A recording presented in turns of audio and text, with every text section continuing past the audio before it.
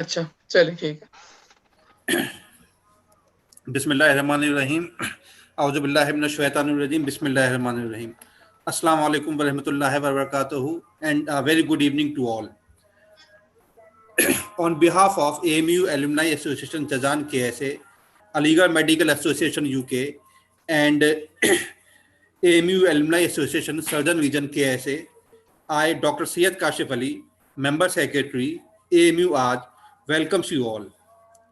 The AMU Alumni Association also welcomes Dr. Khalid Rizvi, President, Aligarh Medical Association UK, and his panel of doctors, who is the backbone of this program.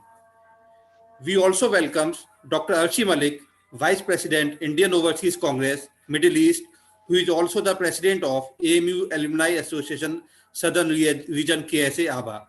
I, along with core committee and executive committee members of AMU AJ, request Dr. Khalid Rizvi to take the program further.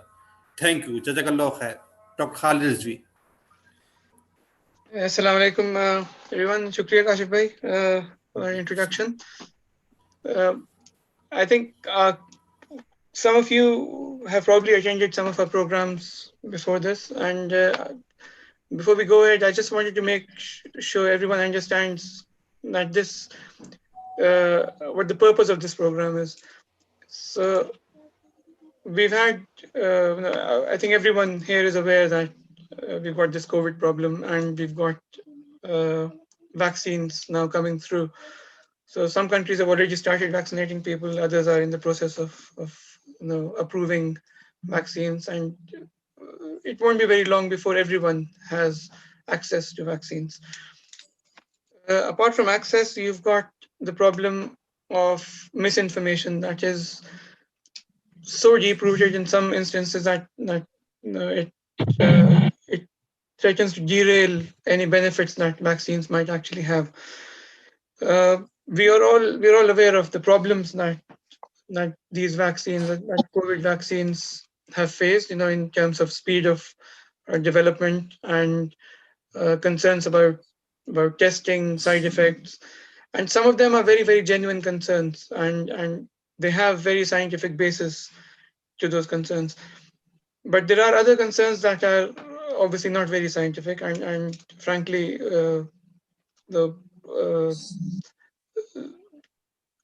not even concerns that should bother us. But unfortunately, with the spread of social media, we have a large-scale spread of I don't want to use the term fake news, but basically it's things that are completely untrue or have no basis.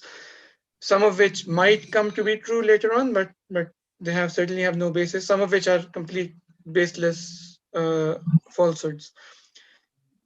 So the reason we came up with this program was what we don't want is for people to not have access to vaccines or not want to have vaccines because they think that vaccines are going to be harmful or they have misinformation about vaccines.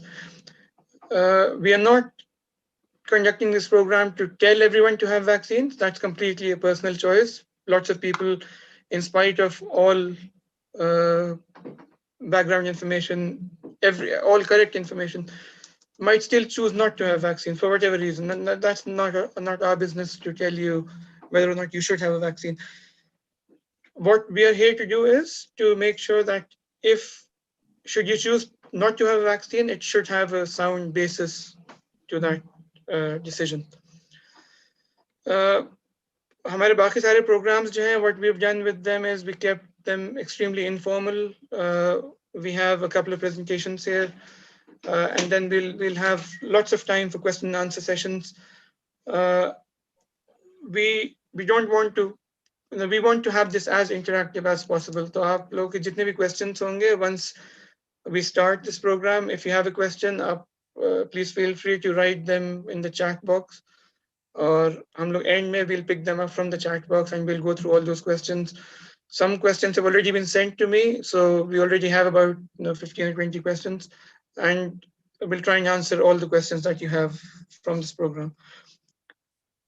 We'll start off with introducing the panel of speakers and professionals we have to answer your questions. So we have Dr. Habib Ahmed, who's a consultant physician here in the UK. We have Dr. Mahmood Rafi, who's a consultant anesthetist and intensive care doctor in the UK. We have Professor Shamim Ahmed, who is a professor in TB and chest medicine, respiratory medicine in Aligarh in JNMC. He's also the principal investigator for the Covaxin trial that's currently ongoing. So one of the few places in India that are actually testing the Indian vaccine, and he's leading that in JNMC and in India effectively. We have Dr. Musharraf Shamim, who is a pediatrician and a neonatologist in Qatar. So he'll be able to address questions about the vaccines related to children. And we have Dr. Mehtab Ahmed, who is a radiologist and associate professor in radiology in JNMC in Aligarh. Some of you might have questions about, about COVID and things, and he should be able to help with those as well, inshallah. So basic ground, I think everyone's familiar with using Zoom now. Basic ground rules, just mute yourself if you're not speaking. When you do need to speak during the question and answer session, I think it's best to put your question down in the chat box. We'll pick the question up. If there is anything else you want to ask, raise your hand and we'll ask you to unmute yourself and you can carry on then. Okay, so we'll start off with Dr. Habib Ahmed. He's going to present to us what the current situation with COVID is and where we're going with this, inshallah. Habib, your presentation, please.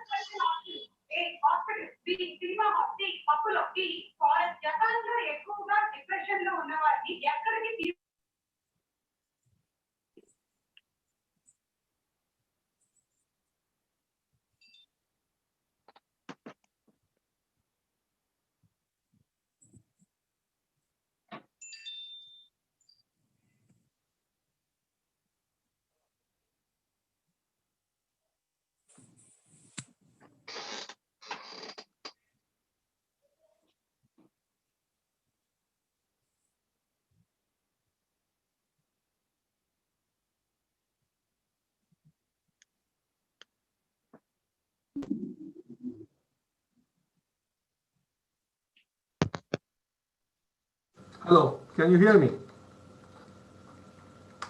You can. Yes, yes. Acha. Is my screen on share now? Yes, yes, visible. Okay, thank you. Welcome.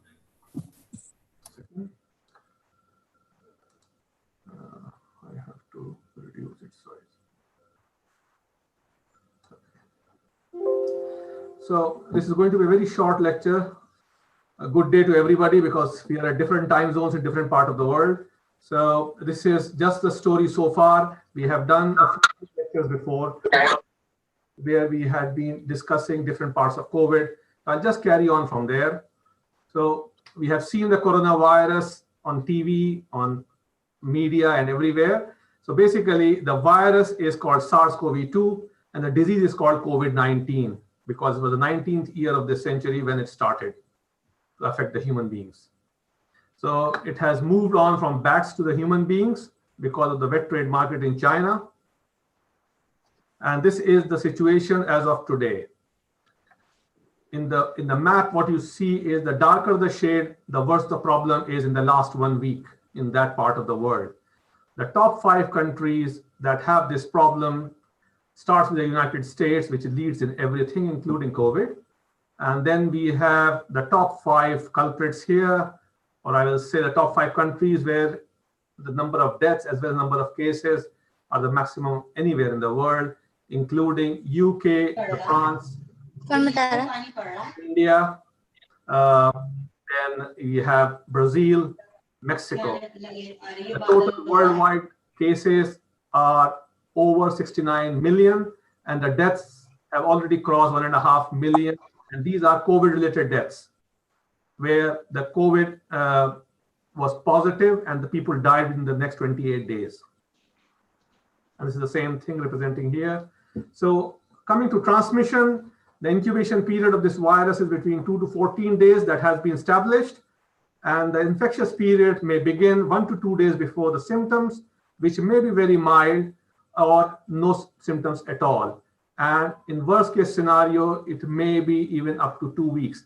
That's the reason why people are told to quarantine for a total of 2 weeks. I put this slide, it's a very scientific slide. It just tells about ACE2 receptors, because this virus enters the human cells through the ACE2 receptors. And these receptors are mainly found on the lungs, the heart, the intestines, and the kidney. Now, these are the 4 organs which attribute to most of the symptoms that human beings experience: fever and chills, cough, breathlessness, headaches, congestion of the nose, body aches, which is quite profound, sore throat, loss of smell, and diarrhea. These are the current slides from CDC and WHO. And this particular slide is from a paper that was published way back, and it has data from December to February in China, in the Wuhan province. So there they found that 8 out of 10 people have mild disease, 3 out of 20 have severe disease, and 1 in 20 will have critical disease requiring ICU or intensive care admissions. Now, the most important thing about COVID, and I will emphasize it again and again, is the preventive measures. So avoid touching your eyes, nose, and mouth, because you may be carrying the virus on your fingers. And if you touch these areas, you may infect yourself. And avoid close contact with people who are sick. When we say sick, people who have symptoms of the disease. And if you are sick, stay at home. Cover your mouth and nose when you sneeze, or you can do it in the crook of your arm. Use face covering when physical distancing is difficult, and when you are going in closed spaces, like in public areas like railway stations, trains, etc., or buses. Clean and disinfect your hands and disinfect the surfaces as frequently as possible. Wash your hand with soap and water. If it is not possible, use alcohol-based hand rub, which should have at least 70% alcohol in it. Now, as far as the treatment goes, it is all symptomatic treatment all the way through. The only drug that has been given emergency authorization is remdesivir, which is when you start to develop the symptoms. It is said to shorten the course of the disease. Now, the last line, no vaccine is currently available. Well, there is one vaccine which has been approved in the UK, and today, hopefully, it will be approved in the US also. And in Russia, we have one vaccine which is already being used. Now, from where these vaccines are being developed? So, coronavirus has... Can the person please mute? Thank you. So, there are multiple proteins which are described here: the nucleocapsid protein, the spike protein, envelope, and membrane protein. Now, from the very early on, people realized that the spike protein is the one which is the most immunogenic, which will produce the most antibodies and will be the most effective. It is sitting on the cell surfaces, this peg-like thing, that is a spike protein. And different treatment options have been used. There are 66 different programs around the world looking at 3 different approaches: repurposed drugs like your remdesivir or the ill-fated chloroquine and other drugs that have been tried before, 16 antibody trials, and your convalescent plasma trials, and there are 43 different vaccines in different phases of development. And you can see the timeline as to where all these things are. Now, COVID-19 was recognized in December in China. The genome was sequenced early January in China and then given to all over the world through WHO. The first vaccine was developed on February 7th. Now remember, this vaccine was synthesized in February and the pandemic was declared in March. So we had a vaccine in the pipeline even before the pandemic was declared. And since then, different trials have been going on, and we are near the end of the road to start to have emergency approval for vaccines. There are different vaccines in different using different type of approaches, which will be discussed later on. Now, I will focus on the preventive strategies which we have to do if we want to contain the disease as of now before an effective vaccine comes through. So simple measures are required. Keep your distance. Wash your hands thoroughly. Avoid handshake or contact with people. If you have to sneeze or cough, use a tissue, use a hanky, or use the crook of your arm. Stay at home when you have fever. Recognize the signs of disease and act accordingly. And always, we all know prevention is better than cure. Wash your hands properly. Look at the WHO video about it. Now, when you wash your hands the way we wash when we are going to the Numaish ground, this is how we wash our hands. And the red areas represent the areas where they have not been washed properly and could be the areas which can harbor the bacteria or the viruses. And this is my ending slide. And if we put our total journey with COVID on a 12-hour clock, so we are somewhere here on the 9th hour in a 12-hour journey. So we have the vaccine ready. It is being approved, and some countries have already done it, and they have started vaccination. Thank you. Thank you, everybody. So I hope that addresses some questions. I think that last slide is, I think it's very encouraging. At least we can, last time mujhe yaad hai, last program mein, the most common question was, when is this going to end? And I think finally, I think we have some sense of closure with this COVID. Hopefully once the vaccine starts to be rolled out in more countries and hopefully to more parts of the population, inshallah, we'll be looking at a return to normalcy, not very long from now, inshallah. One other thing that Habib mentioned was, I don't know how many people are doctors here, and just so you understand what he said about genome being published in very quickly, within weeks of detection of the virus. So the genome jo hota hai, that is basically the genetic structure of the COVID. जैसे हम लोग के हर cell में आप लोगों ने सुना होगा DNA होता है, chromosomes होते हैं. So that's basically the DNA of the virus. Virus में DNA नहीं होता है, कुछ और होता है, लेकिन it's that you get the idea. ये चीज genome decipher करने में, the code उसका decipher करने में, it used to take decades and years. And now this was the first virus was detected, isolated in, I think, November में case हुआ था first, December में they isolated the virus, and January में they had the genome published.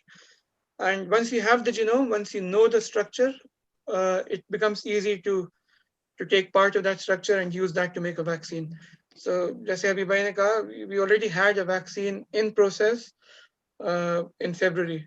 It takes much longer for it to be, finalized for trials. फिर trials होते हैं कुछ महीने के.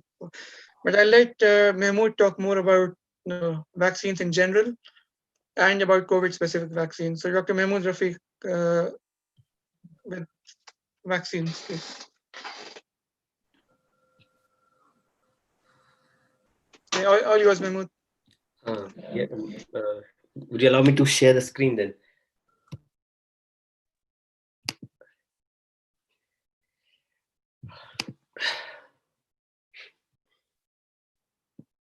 I'm trying. It says host disabled attendee screen sharing. Now you can share your screen. Yeah. Now try now. Yeah, got it.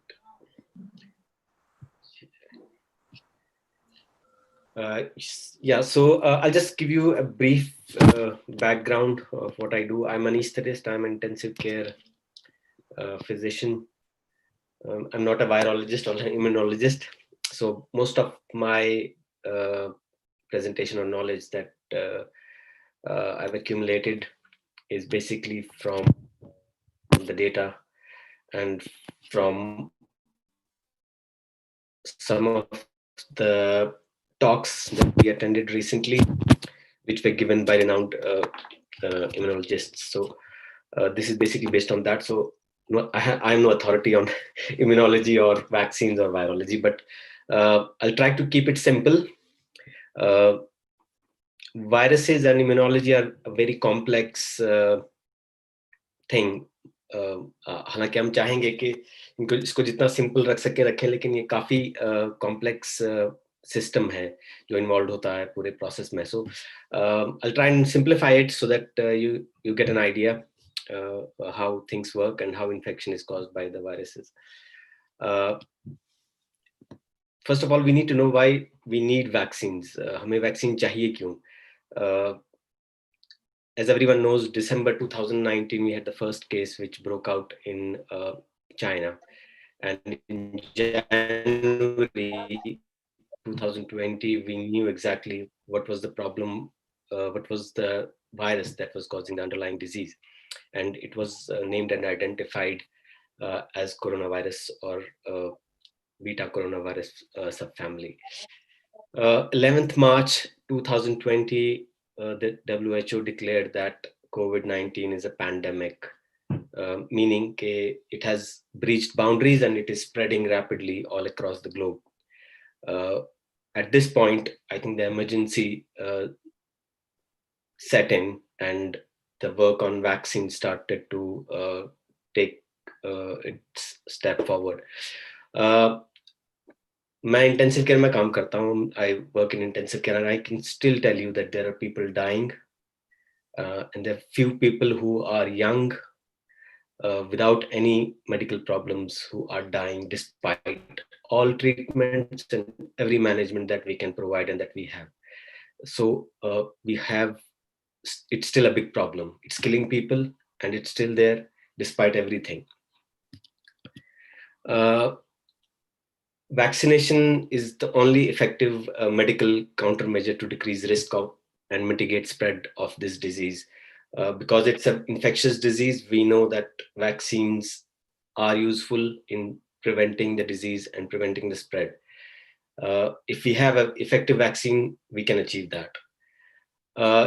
But immunization with a safe and effective vaccine is the most important component of the strategy to reduce COVID-19 related illness, hospitalizations, and deaths to help restore societal function. I don't remember in my lifetime we have had a disease which has affected the functioning of the society to this extent. मुझे नहीं लगता कि जितने भी लोग मौजूद हैं आज उनमें से किसी ने भी अपनी जिंदगी में करंट सोसाइटी का जो लिविंग स्टाइल है उसको चेंज होते देखा हो with in such a short period of time because of a disease. तो उसको वापस लाना भी बहुत इम्पोर्टेंट है. इसके इकोनॉमिक और फाइनेंशियल कंपोनेंट्स भी हैं. So it has a huge implication. तो शायद इसीलिए मुझे लगता है देयर वाज एक दौड़ सी मच गई वैक्सीन बनाने में, क्योंकि सबको पता था कि अगर वैक्सीन आ जाती है तो they should be able to get control of the disease and get life back to normal. थोड़ा सा एक बेसिक सब जो वैक्सीन का डेफिनेशन है वो ये है कि it stimulates production of antibodies and immunity from the and it's prepared from the causative agent. It doesn't necessarily have to be the causative agent. It is prepared from it by its components or synthetically or whatever way, and is introduced into a human being, which then produces an immune response to that disease. So this is how vaccines work. अगर हम corona virus का basic structure देखें तो इसके main जो structures हैं, एक तो स्पाइक प्रोटीन है which lies on the surface, and there's an RNA which is the genetic code which Khalid has already discussed. And the way viruses infect people is they enter the body's cells, human cells, आपके जिस्म में दाखिल होते हैं और they use their own RNA or the code to replicate. So आप ही के cell को इस्तेमाल करते हैं और वायरस बनाने में. So it's a very tricky, I would say, kind of an organism which basically uses the host cellular system to reproduce itself and disseminate itself. तो इसलिए जो है उस चीज को प्रिवेंट करने के लिए हमें पहली चीज ये है कि सेल में दाखिल ही ना हो. It should be prevented from entering the cells of the body. So that's why immunity is important. If you have immunity against the virus, it won't allow the virus to enter into its cellular components. बहुत सी तरह की vaccines हैं, कुछ RNA से बनती हैं, then there's a DNA vaccine as well.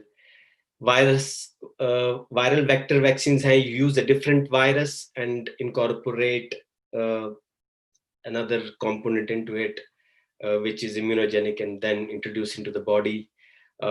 Some particles of the virus can be used, and then protein subunits can be introduced into the body to produce an immune response.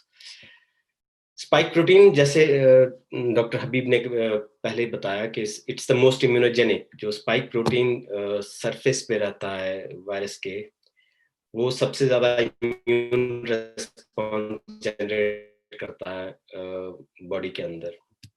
तो ज्यादातर vaccines में जो है या तो उसको बनाने वाला जेनेटिक कोड या खुद प्रोटीन इस्तेमाल किया जा रहा है जो है वैक्सीन बनाने के लिए.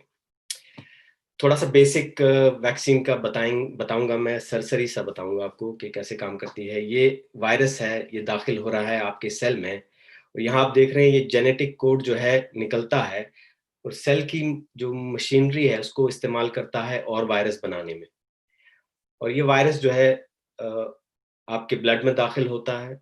आपके ब्लड में इम्यून सेल्स होते हैं, बी सेल्स कहते हैं जिन्हें, जो एंटीबॉडीज बनाते हैं. ये उनके साथ इंटरैक्ट करता है और इसके in response to it antibodies are formed. And there's another aspect of immunity, that is the cellular immunity, which is T helper cell. They are also stimulated and they act and they stimulate the body and other cells to fight the virus as well. So इस तरीके से basically immunity develop होती है एक normal infection से. Like if you have a normal viral disease, this is the normal way how the body reacts to it. Lekin the problem with this virus is sometimes your own immune system goes into an overdrive and it can cause severe inflammatory reaction and a severe disease can happen and can even kill you. तो आपका immune system ही कभी भी आपके खिलाफ काम करना शुरू कर देता है and it can cause a very severe illness or it can kill patients. थोड़ा सा डिफरेंट वैक्सीन्स के बारे में सिंपल सी डायग्राम का इस्तेमाल करते हुए बताना चाहूंगा. सो वीकेंड वायरस और इनएक्टिवेटेड वायरस यूज होते हैं. कई वैक्सीन्स हैं अभी मौजूद, जैसे मीजल्स है, MMR वैक्सीन जिसको कहते हैं, मीजल्स, मम्प्स है, रुबेला है. ये वैक्सीन्स हैं, इनमें वीक वायरस जो है या मरा हुआ वायरस इंजेक्शन के तौर पे जिसमें डाला जाता है और वो वैसे ही वो बगैर डिजीज कॉज किए इम्यूनिटी पैदा करता है, क्योंकि आपने एक मरे हुए वायरस के जो प्रोटीन कंपोनेंट्स हैं वो इंट्रोड्यूस किए हैं बॉडी में. तो उसी तरह से बी सेल्स एंटीबॉडीज बनाते हैं और टी सेल्स जो हैं सेल मीडिएटेड इम्यूनिटी प्रोड्यूस करता है. वायरल वेक्टर्स जो हैं वो हैं कि दूसरा वायरस इस्तेमाल किया जा रहा है, जैसे ऑक्सफोर्ड वैक्सीन है, एडेनो वायरस इस्तेमाल किया जा रहा है और उसके अंदर कोरोना वायरस का जो है स्पाइक जीन डाला जा रहा है. And then it is introduced into the body, which then stimulates the immune system and it produces antibodies against the spike protein of coronavirus. इसी तरीके से mRNA वैक्सीन है, जैसे यहाँ पे फाइजर की वैक्सीन है, that's an mRNA vaccine. In this, an mRNA is encased in a lipid-coated what you call capsule, and then introduced into the human body, which then stimulates the cells. Hello. Which then stimulates the human cells Yeah. produce spike proteins. So B cells जो हैं, they start producing antibodies, and your immune cells, the T cells also respond to that. इसी तरह protein based vaccines भी हैं कि directly आपने spike protein inject कर दिया मरीज के अंदर और बी सेल जो हैं वो एंटीबॉडी स्पाइक प्रोटीन के अगेंस्ट बनाना शुरू कर देंगे.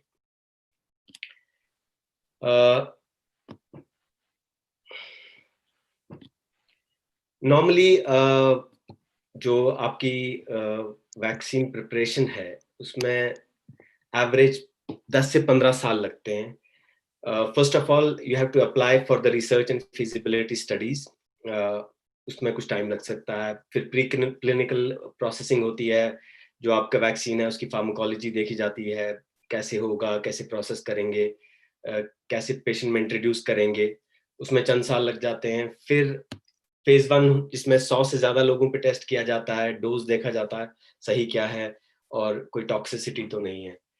उसके बाद फेज 2 आता है जिसमें 100 से ज्यादा सब्जेक्ट्स पे टेस्ट किया जाता है, कई 100 पे, many hundred people it's tested on, and then each stage takes a couple of years, and the final development stage is where thousands of people are given the vaccine, and you see the response to the vaccine in form of its effectiveness, its what do you call, any side effects.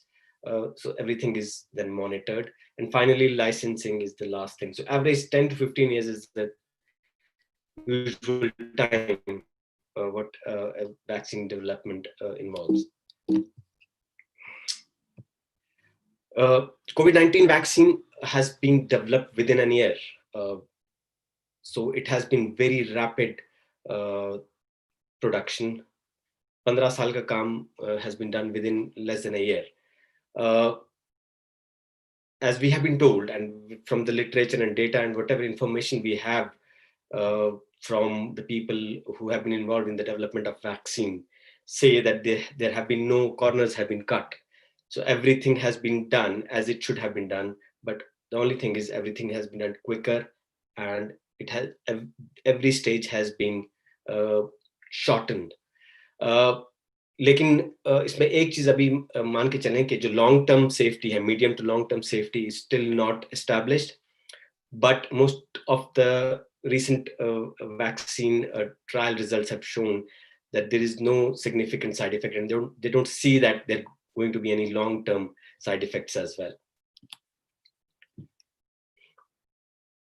You can see that how many different types of vaccines, almost 100 different kinds of vaccines are under production or under process or under different phases of production in the world right now. हमारे यहाँ जो vaccine दी जाएंगी वो ज्यादातर Pfizer की vaccine है, which is an mRNA based, और AstraZeneca जो ऑक्सफोर्ड वैक्सीन है जो कि बेसिकली बेस्ड है what you call as vector vaccine. Adenovirus mein they have incorporated the components of coronavirus, and it generates a response to that. All the vaccines have different immune response and different efficacy. This vaccine, Gamaleya Research Institute, this is the Sputnik one, and it has shown to have a moderate efficacy, and this one is as well a vector-based vaccine. ये एक क्या कहेंगे follow-up chart है after vaccination. How many days normally the patients will be followed up.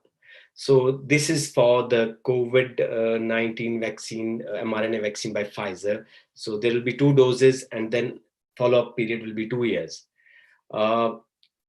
Efficacy of the vaccine is judged by the immune response 7 days post the second dose. So we will have some data before even immunization starts, that how effective it is and if there are any side effects of the vaccine.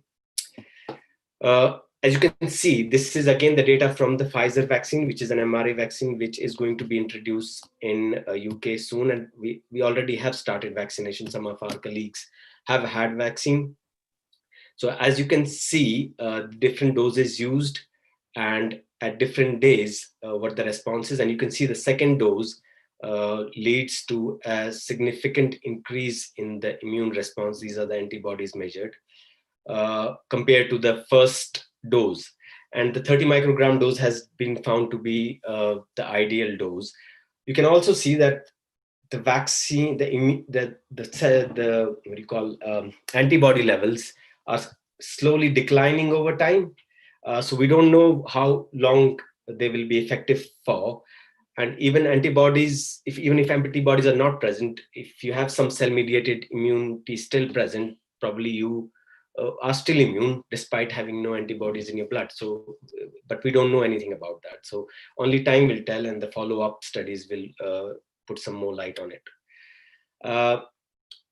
This is another age group that the earlier screen was younger age group from 16 to 65 years old, and this one is an older age group. So immune response is less in older population, but is significant enough to prevent the disease. As you can see, the combined efficacy of this vaccine has been found to be 95%. In patients who have had disease before or who have not had disease. In all the groups, the efficacy has been found to 95%. And as I told you, the efficacy is measured by the absence or presence of disease in vaccinated people at 7 days after the second dose. This is a chart which signifies the effect of the vaccine. Basically, this limb is the people who have been vaccinated. The red one is the placebo, who have been given normal saline. And this blue line is the patients who have had vaccine. And this is the incidence of COVID-19. So you can clearly see how the people who didn't have vaccine had significantly high incidence of infection and severe disease, whereas the ones without COVID, the patients who had COVID vaccine didn't develop any sort of severe disease or disease at all. The total number of patients that had the vaccine in the phase 2 and 3 trial is around 38,000. So roughly 18,000, around 19,000 patients in each group. So placebo is 18,000 something, or around 19,000, and the patients who received the vaccine is around 19,000. So the total number of patients who have received vaccine is around 19,000 in the trial. Side effects have been shown to happen more in young patients because they respond with a more robust immunogenic response. Pain on injection, you'll be tired, headache, muscle pain, chills, joint pain, fever are very common. So every 1 in 10 people will get that. More common ones, less common I would say, would be the swelling at the site of injection and the redness and some nausea. Very uncommon ones that have been seen are enlarged lymph nodes and feeling unwell. As you can see, this is the comparison between the side effects between the vaccine group and the group which didn't have vaccine. These events include the events which are related to the vaccine and the ones which are not related to the vaccine. As you can see, severe and life-threatening side effects are very similar in both the groups and are very rare. So they are not related to the vaccine. As you can see here, the different... So sorry to interrupt, Mahmood. Can we just go back to the last slide, yeah. please? I think isko thoda sa explain kar de, kyunki yahan pe there are lots of people who are non. I was trying to rush through because time ka bhi masla na, so I'll just go through this. So what this says is this side of the chart shows the patients who have received 30 micrograms of the vaccine in phase 2-3 analysis. So 18,000 patients that you can see, 18,800 in this group and 18,785 in the group which is received placebo. Placebo matlab unko vaccine ke alawa kuch saline ya kuch aur diya gaya hoga. So you can see the vaccine related side effects which I have described previously, just like pain, fever, myalgias, headache, nausea. These are related, which are expected. So obviously you will see them more in the vaccine group, but you still see them in the placebo group. That could be like the pain on injection site, redness at injection site, jo ki saline se bhi ho sakti hai kisi ko. So that's obviously that has to be more than in the vaccine group. Lekin as you see, the severe vaccine related problems are less and they're comparable, and you can see the life threatening events they are more in the placebo group than the vaccine group. So they haven't found any life-threatening events in the vaccine group, significant ones. ये percentage अगर आप देखें तो percentage wise very similar profile है इनका.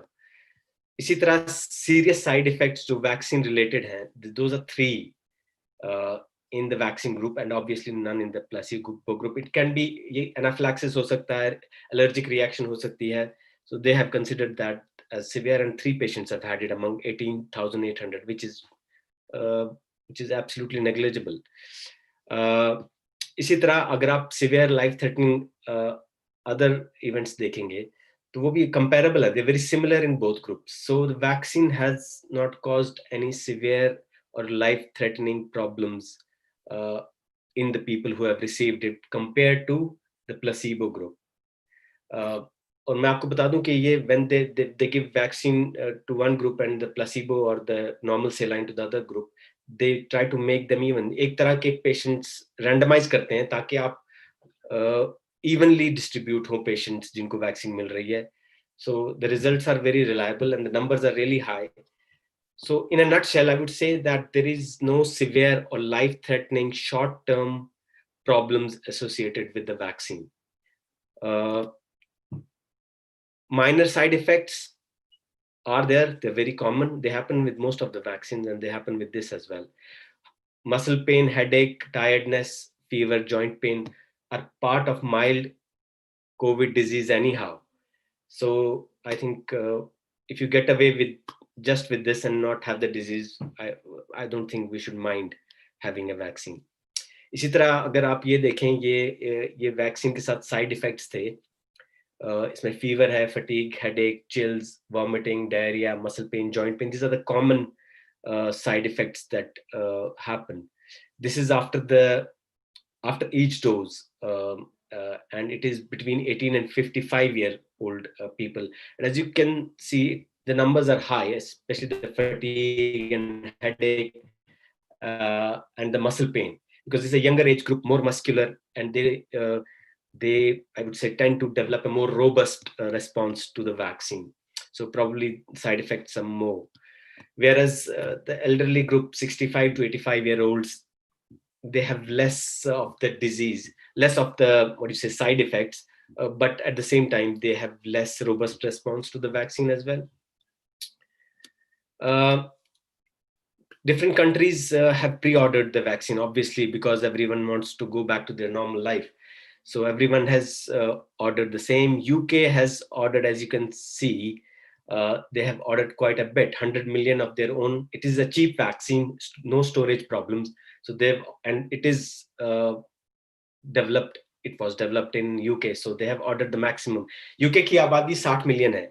And as you can see, if you add the total stuff up, it goes way beyond that number. अगर हर मरीज को 2 dose भी मिलते हैं, it's still more than that. So basically, I feel what the thing is, at this point, we don't know how long the immunity is going to last. So probably they might have over purchased in a view that they might have to vaccinate people again, or if one vaccine doesn't give a significant or sufficient immune response, they might switch over to another one. So every, I would say, rich European and American nations have over purchased vaccines way above their number of population or the required doses for the population. India has pre-purchased the Russian vaccine, 100 million doses, but I don't think that will be sufficient even for one small region of India. But India is developing its own vaccine, so I think they should be able to produce internally. And I think that's it. We'll take the questions. I hope that I have been able to explain the vaccine in a bit of detail. I think we'll take questions that will be. Yeah. Thank you, Mahmood. Shukriya. I think that was a really informative thing. I hope we're aware that we have people who are here who are not doctors. Even doctors struggle to understand the finer points of immunology.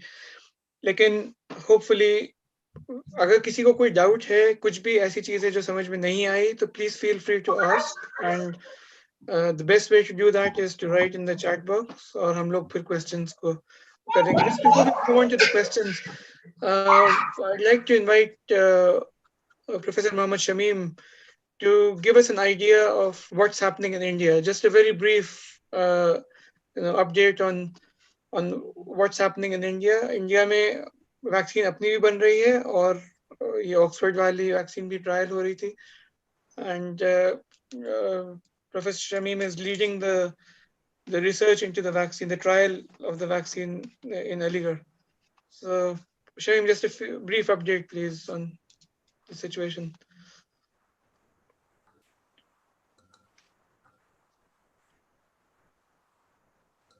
आवाज नहीं आ रही Shamim.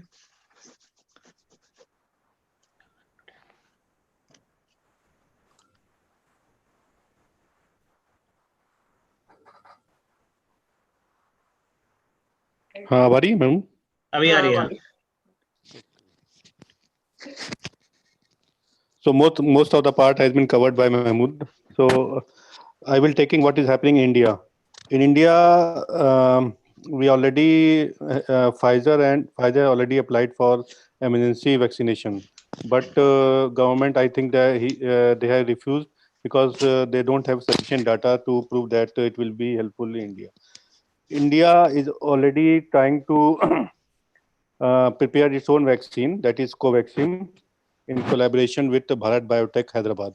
So we are doing the phase 3 trial in Aligarh also.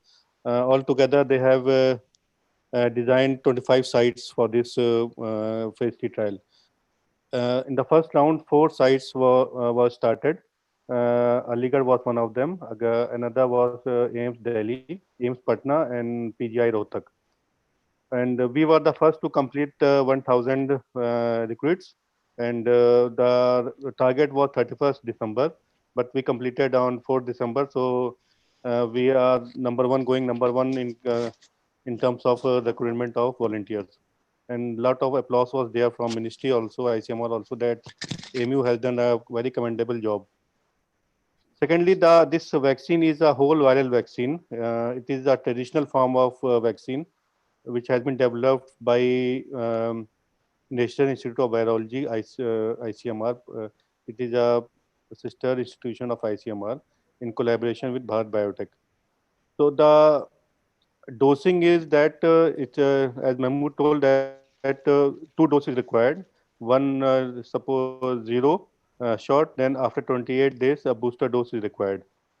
Right now, what we have done is we have given the first dose to 1,000 volunteers, and these 1,000, we have 25% who are above 60 years of age and who have some comorbidities.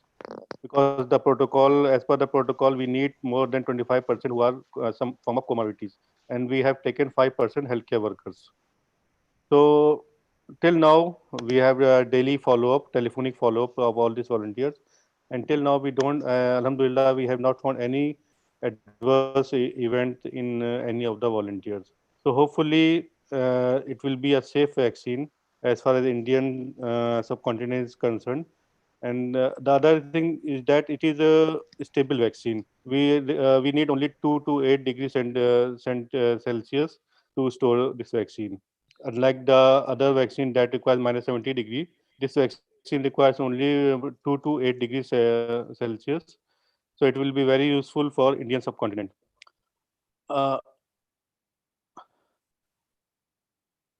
Hello? हाँ, आ रही है आवाज. Yeah, आ रही है आवाज. Shamim, is there any data to support about, I mean, any data or documentation about efficacy of the vaccine? See, this is a randomized double-blind control trial, so we don't have anything. We don't know anything. Whom we have given placebo, whom we have given vaccine. But the phase 1, phase 2 trial, they have given. They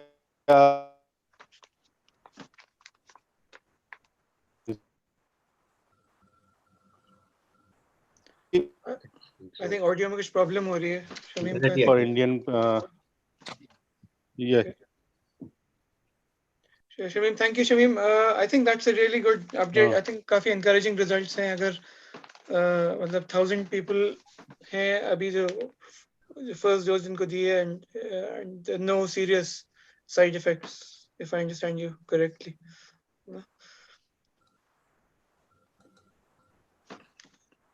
I think Shamim को कुछ internet में problem हो रही है. Right. So I think everyone's got a basic idea. All over कि- India, they are planning for 25,000 volunteers. Okay. So similar numbers to the other trials. जो बाकी vaccines हैं उनके भी इसी तरह के 30-40,000 थे. So I think similar numbers. So I think that's a really good overview के vaccines क्या significance है vaccines की and कैसे बनती हैं vaccines. I hope it was clear to everyone. I think we should move on to questions now, and lots of you have already sent some questions, so we'll go through those first, and then if you think of more, just उसमें chat box में आप type करते रहिए, and we'll pick them up. So the questions that have been sent, I'll just go through them in order. Some of them might be repeated, but we'll go through them. So the first question is, the first two questions, I think I'll answer that. I think they've been answered already. So should we take the vaccine or not? And any side effects? I think we'll come back to this question later, towards the end after we've answered all the questions. Any side effects of these vaccines? Mahmood has already explained कि general side effects सब vaccines के होते हैं and इस vaccine के भी expected है.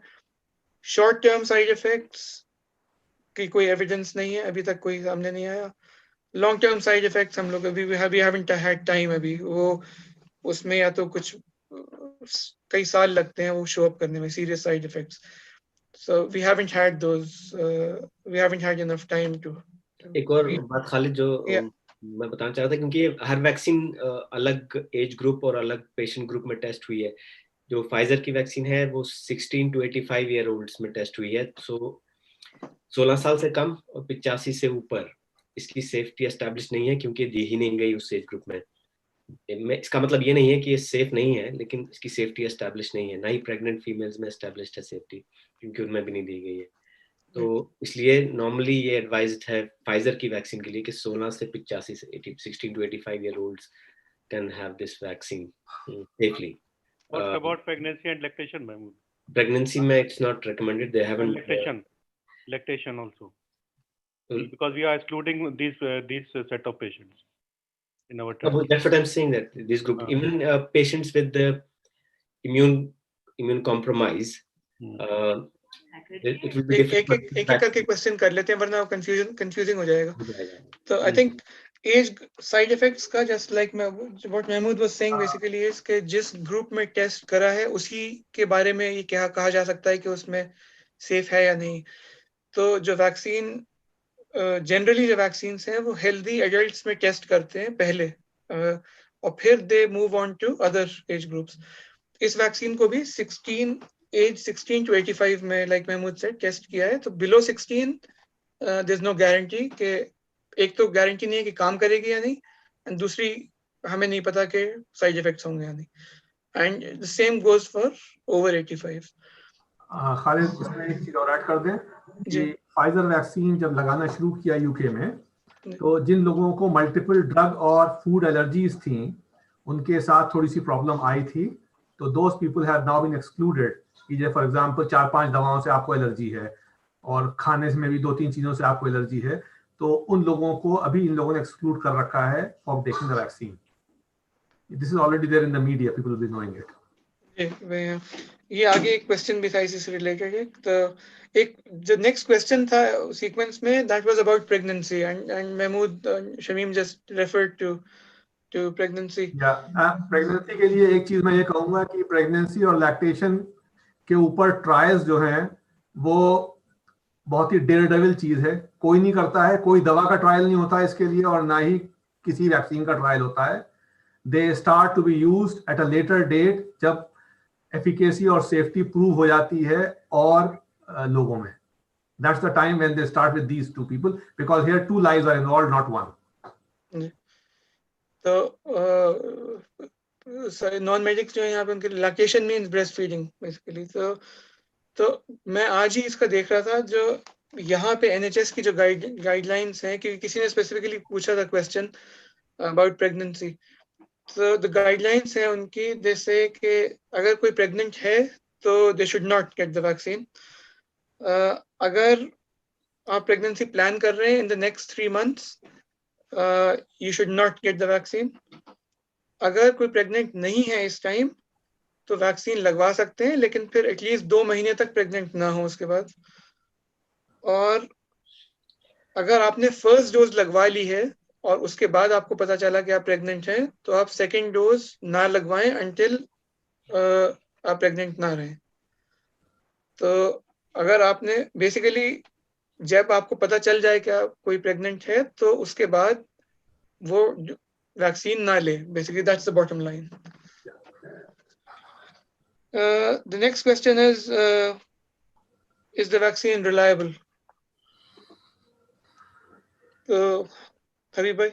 So vaccine reliability जो है, जैसे फाइजर की वैक्सीन है, it is considered 95% effective. Reliability जो है वो बहुत से फैक्टर्स पर डिपेंड करती है, including maintenance of cold chain, की जो टेम्परेचर रिकमेंडेड है उसके ऊपर वैक्सीन रखी गई है नहीं रखी गई है। जैसे पोलियो वैक्सीन होती है कि अगर आपने उसको खुले में छोड़ दिया, धूप में छोड़ दिया, तो इट बिकम्स इनइफेक्टिव। तो वही इस वैक्सीन का भी है।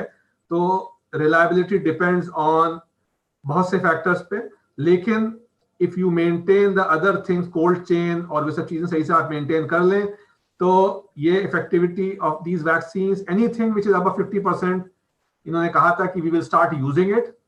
So most of the vaccines are above 70%. So they are all in at least the moderate category.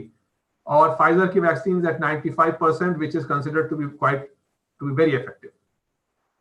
That is where we are with these vaccines in the short term. किसी और को कुछ ऐड करना है इसमें? तो एक फैक्टर और है, लाइक हबीब भाई रेफर्ड टू इफेक्टिव कितनी है। इफेक्टिव मींस कि इन्फेक्शन कितना प्रिवेंट करती है।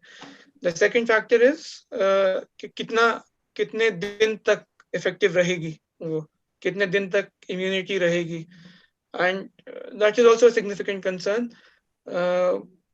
फिलहाल वी डोंट, क्योंकि ट्रायल्स को हुए इतना टाइम नहीं हुआ किसी को वैक्सीन, इवन ट्रायल्स में जिनको लोगों को वैक्सीन लगी थी उनको भी कुछ महीने ही हुए हैं। तो it's impossible to find out के कितने दिन तक इफेक्टिव रहती है। और जो एफिकेसी का जो टेस्ट होता है उसमें एंटीबॉडीज हम टेस्ट कर सकते हैं, लेकिन एंटीबॉडीज, जैसे महमूद ने अपने प्रेजेंटेशन में बताया था कि बिना एंटीबॉडीज के भी एक और सिस्टम होता है बॉडी में जिससे इम्यूनिटी रह सकती है even if antibodies are not detected आपके ब्लड में। ये चीजें ओवर टाइम ही पता कर सकते हैं, और मतलब कोई और तरीका है नहीं इसका पता करने का।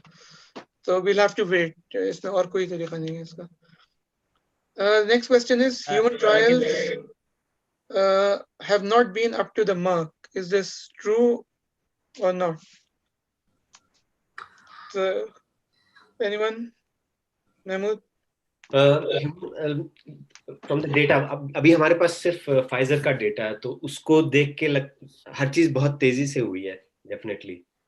पहली चीज, जो पहला स्टेज था जहाँ पे वैक्सीन डेवलप होनी थी, ये टेक्नोलॉजी mRNA वाली इनके पहले से मौजूद थी। So there was an existing technology and so they used an existing technology which save time. उसकी वजह से थोड़ा टाइम बच गया डेवलप करने में वैक्सीन को।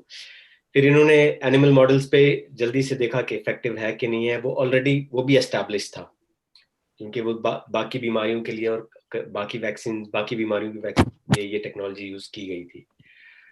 ये बिल्कुल सही बात है कि जो फेजेस हैं शॉर्टन कर दिए गए।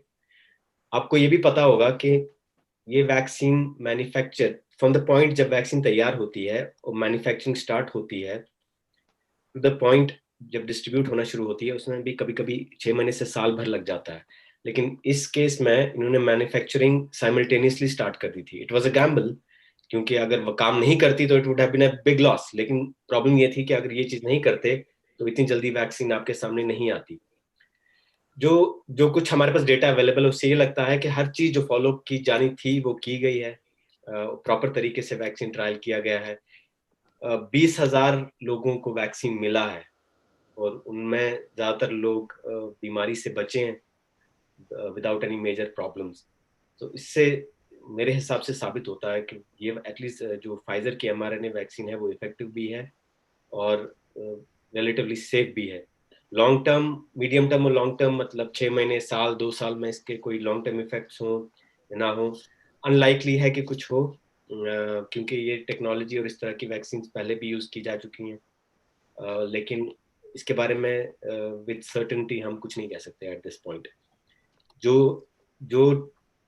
वही एग्जैक्टली वही बात है, जो जिस चीज में 15 साल लगते हैं उस चीज को 8 महीने में कर दिया गया है, लेकिन जो उनके डेटा है उससे नहीं लगता कि इन्होंने किसी चीज पे कॉम्प्रोमाइज किया है या क्वालिटी में किसी जगह कॉम्प्रोमाइज हुआ है। बस एक चीज पे कॉम्प्रोमाइज मैं कह सकता हूँ है वो कि लॉन्ग टर्म सेफ्टी से एस्टैब्लिश होने से पहले ही वैक्सीन इंट्रोड्यूस कर दी गई है, लेकिन लॉन्ग टर्म सेफ्टी भी लोगों में इंजेक्ट करके ही एस्टैब्लिश होती, जो कि अब होगी। Thank you, Mahmooda. I think I second all of that. तो जो मैं अभी I attended a lecture by a very senior Oxford immunologist जो involved थे इस process में, जो development हुई vaccine की वहाँ पे। तो the basic idea is like Mahmood said कि सारे steps follow हुए हैं। The time जो shorten किया है that is the bureaucracy और जो red tape जो होता है, उस time को जो approvals मिलते हैं, हर step के लिए एक approval चाहिए होता है, funding चाहिए होती है। तो गवर्नमेंट्स ने फंड्स बहुत सारे दिए, सारे अप्रूवल टाइम्स को शॉर्टन कर दिया ट्रायल्स के लिए। और जो ट्रायल्स के नंबर्स थे, जितने लोग ट्रायल में थे, वो they are much more than जो नंबर्स और वैक्सीन, जो पुरानी वैक्सीन हैं जो सेफ हैं, उनके ट्रायल्स में होती हैं।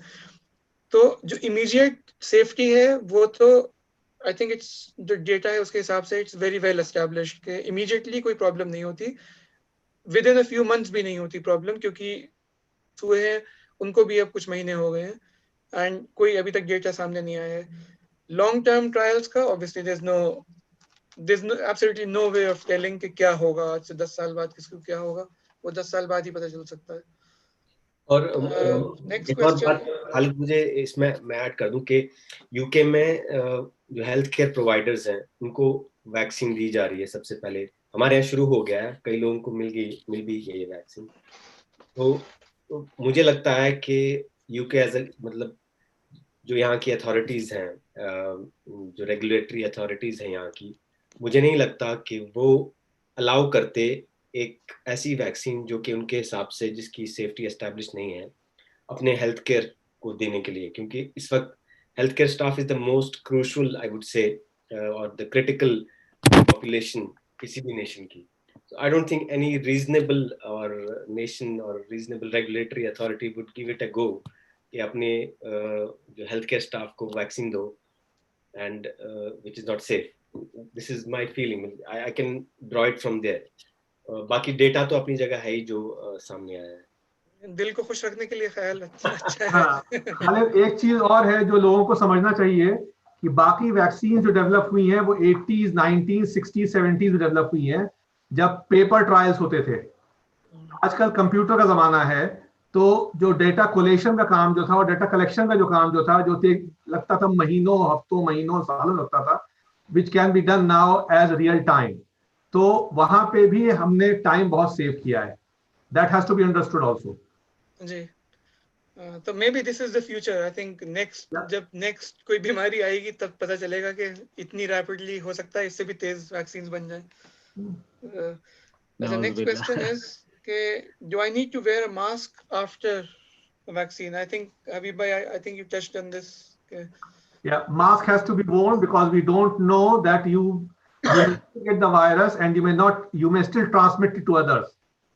तो इस वजह से इसके ऊपर कोई स्टडी नहीं है कि इवन आफ्टर द वैक्सीन जो है you may not be transmitting the virus.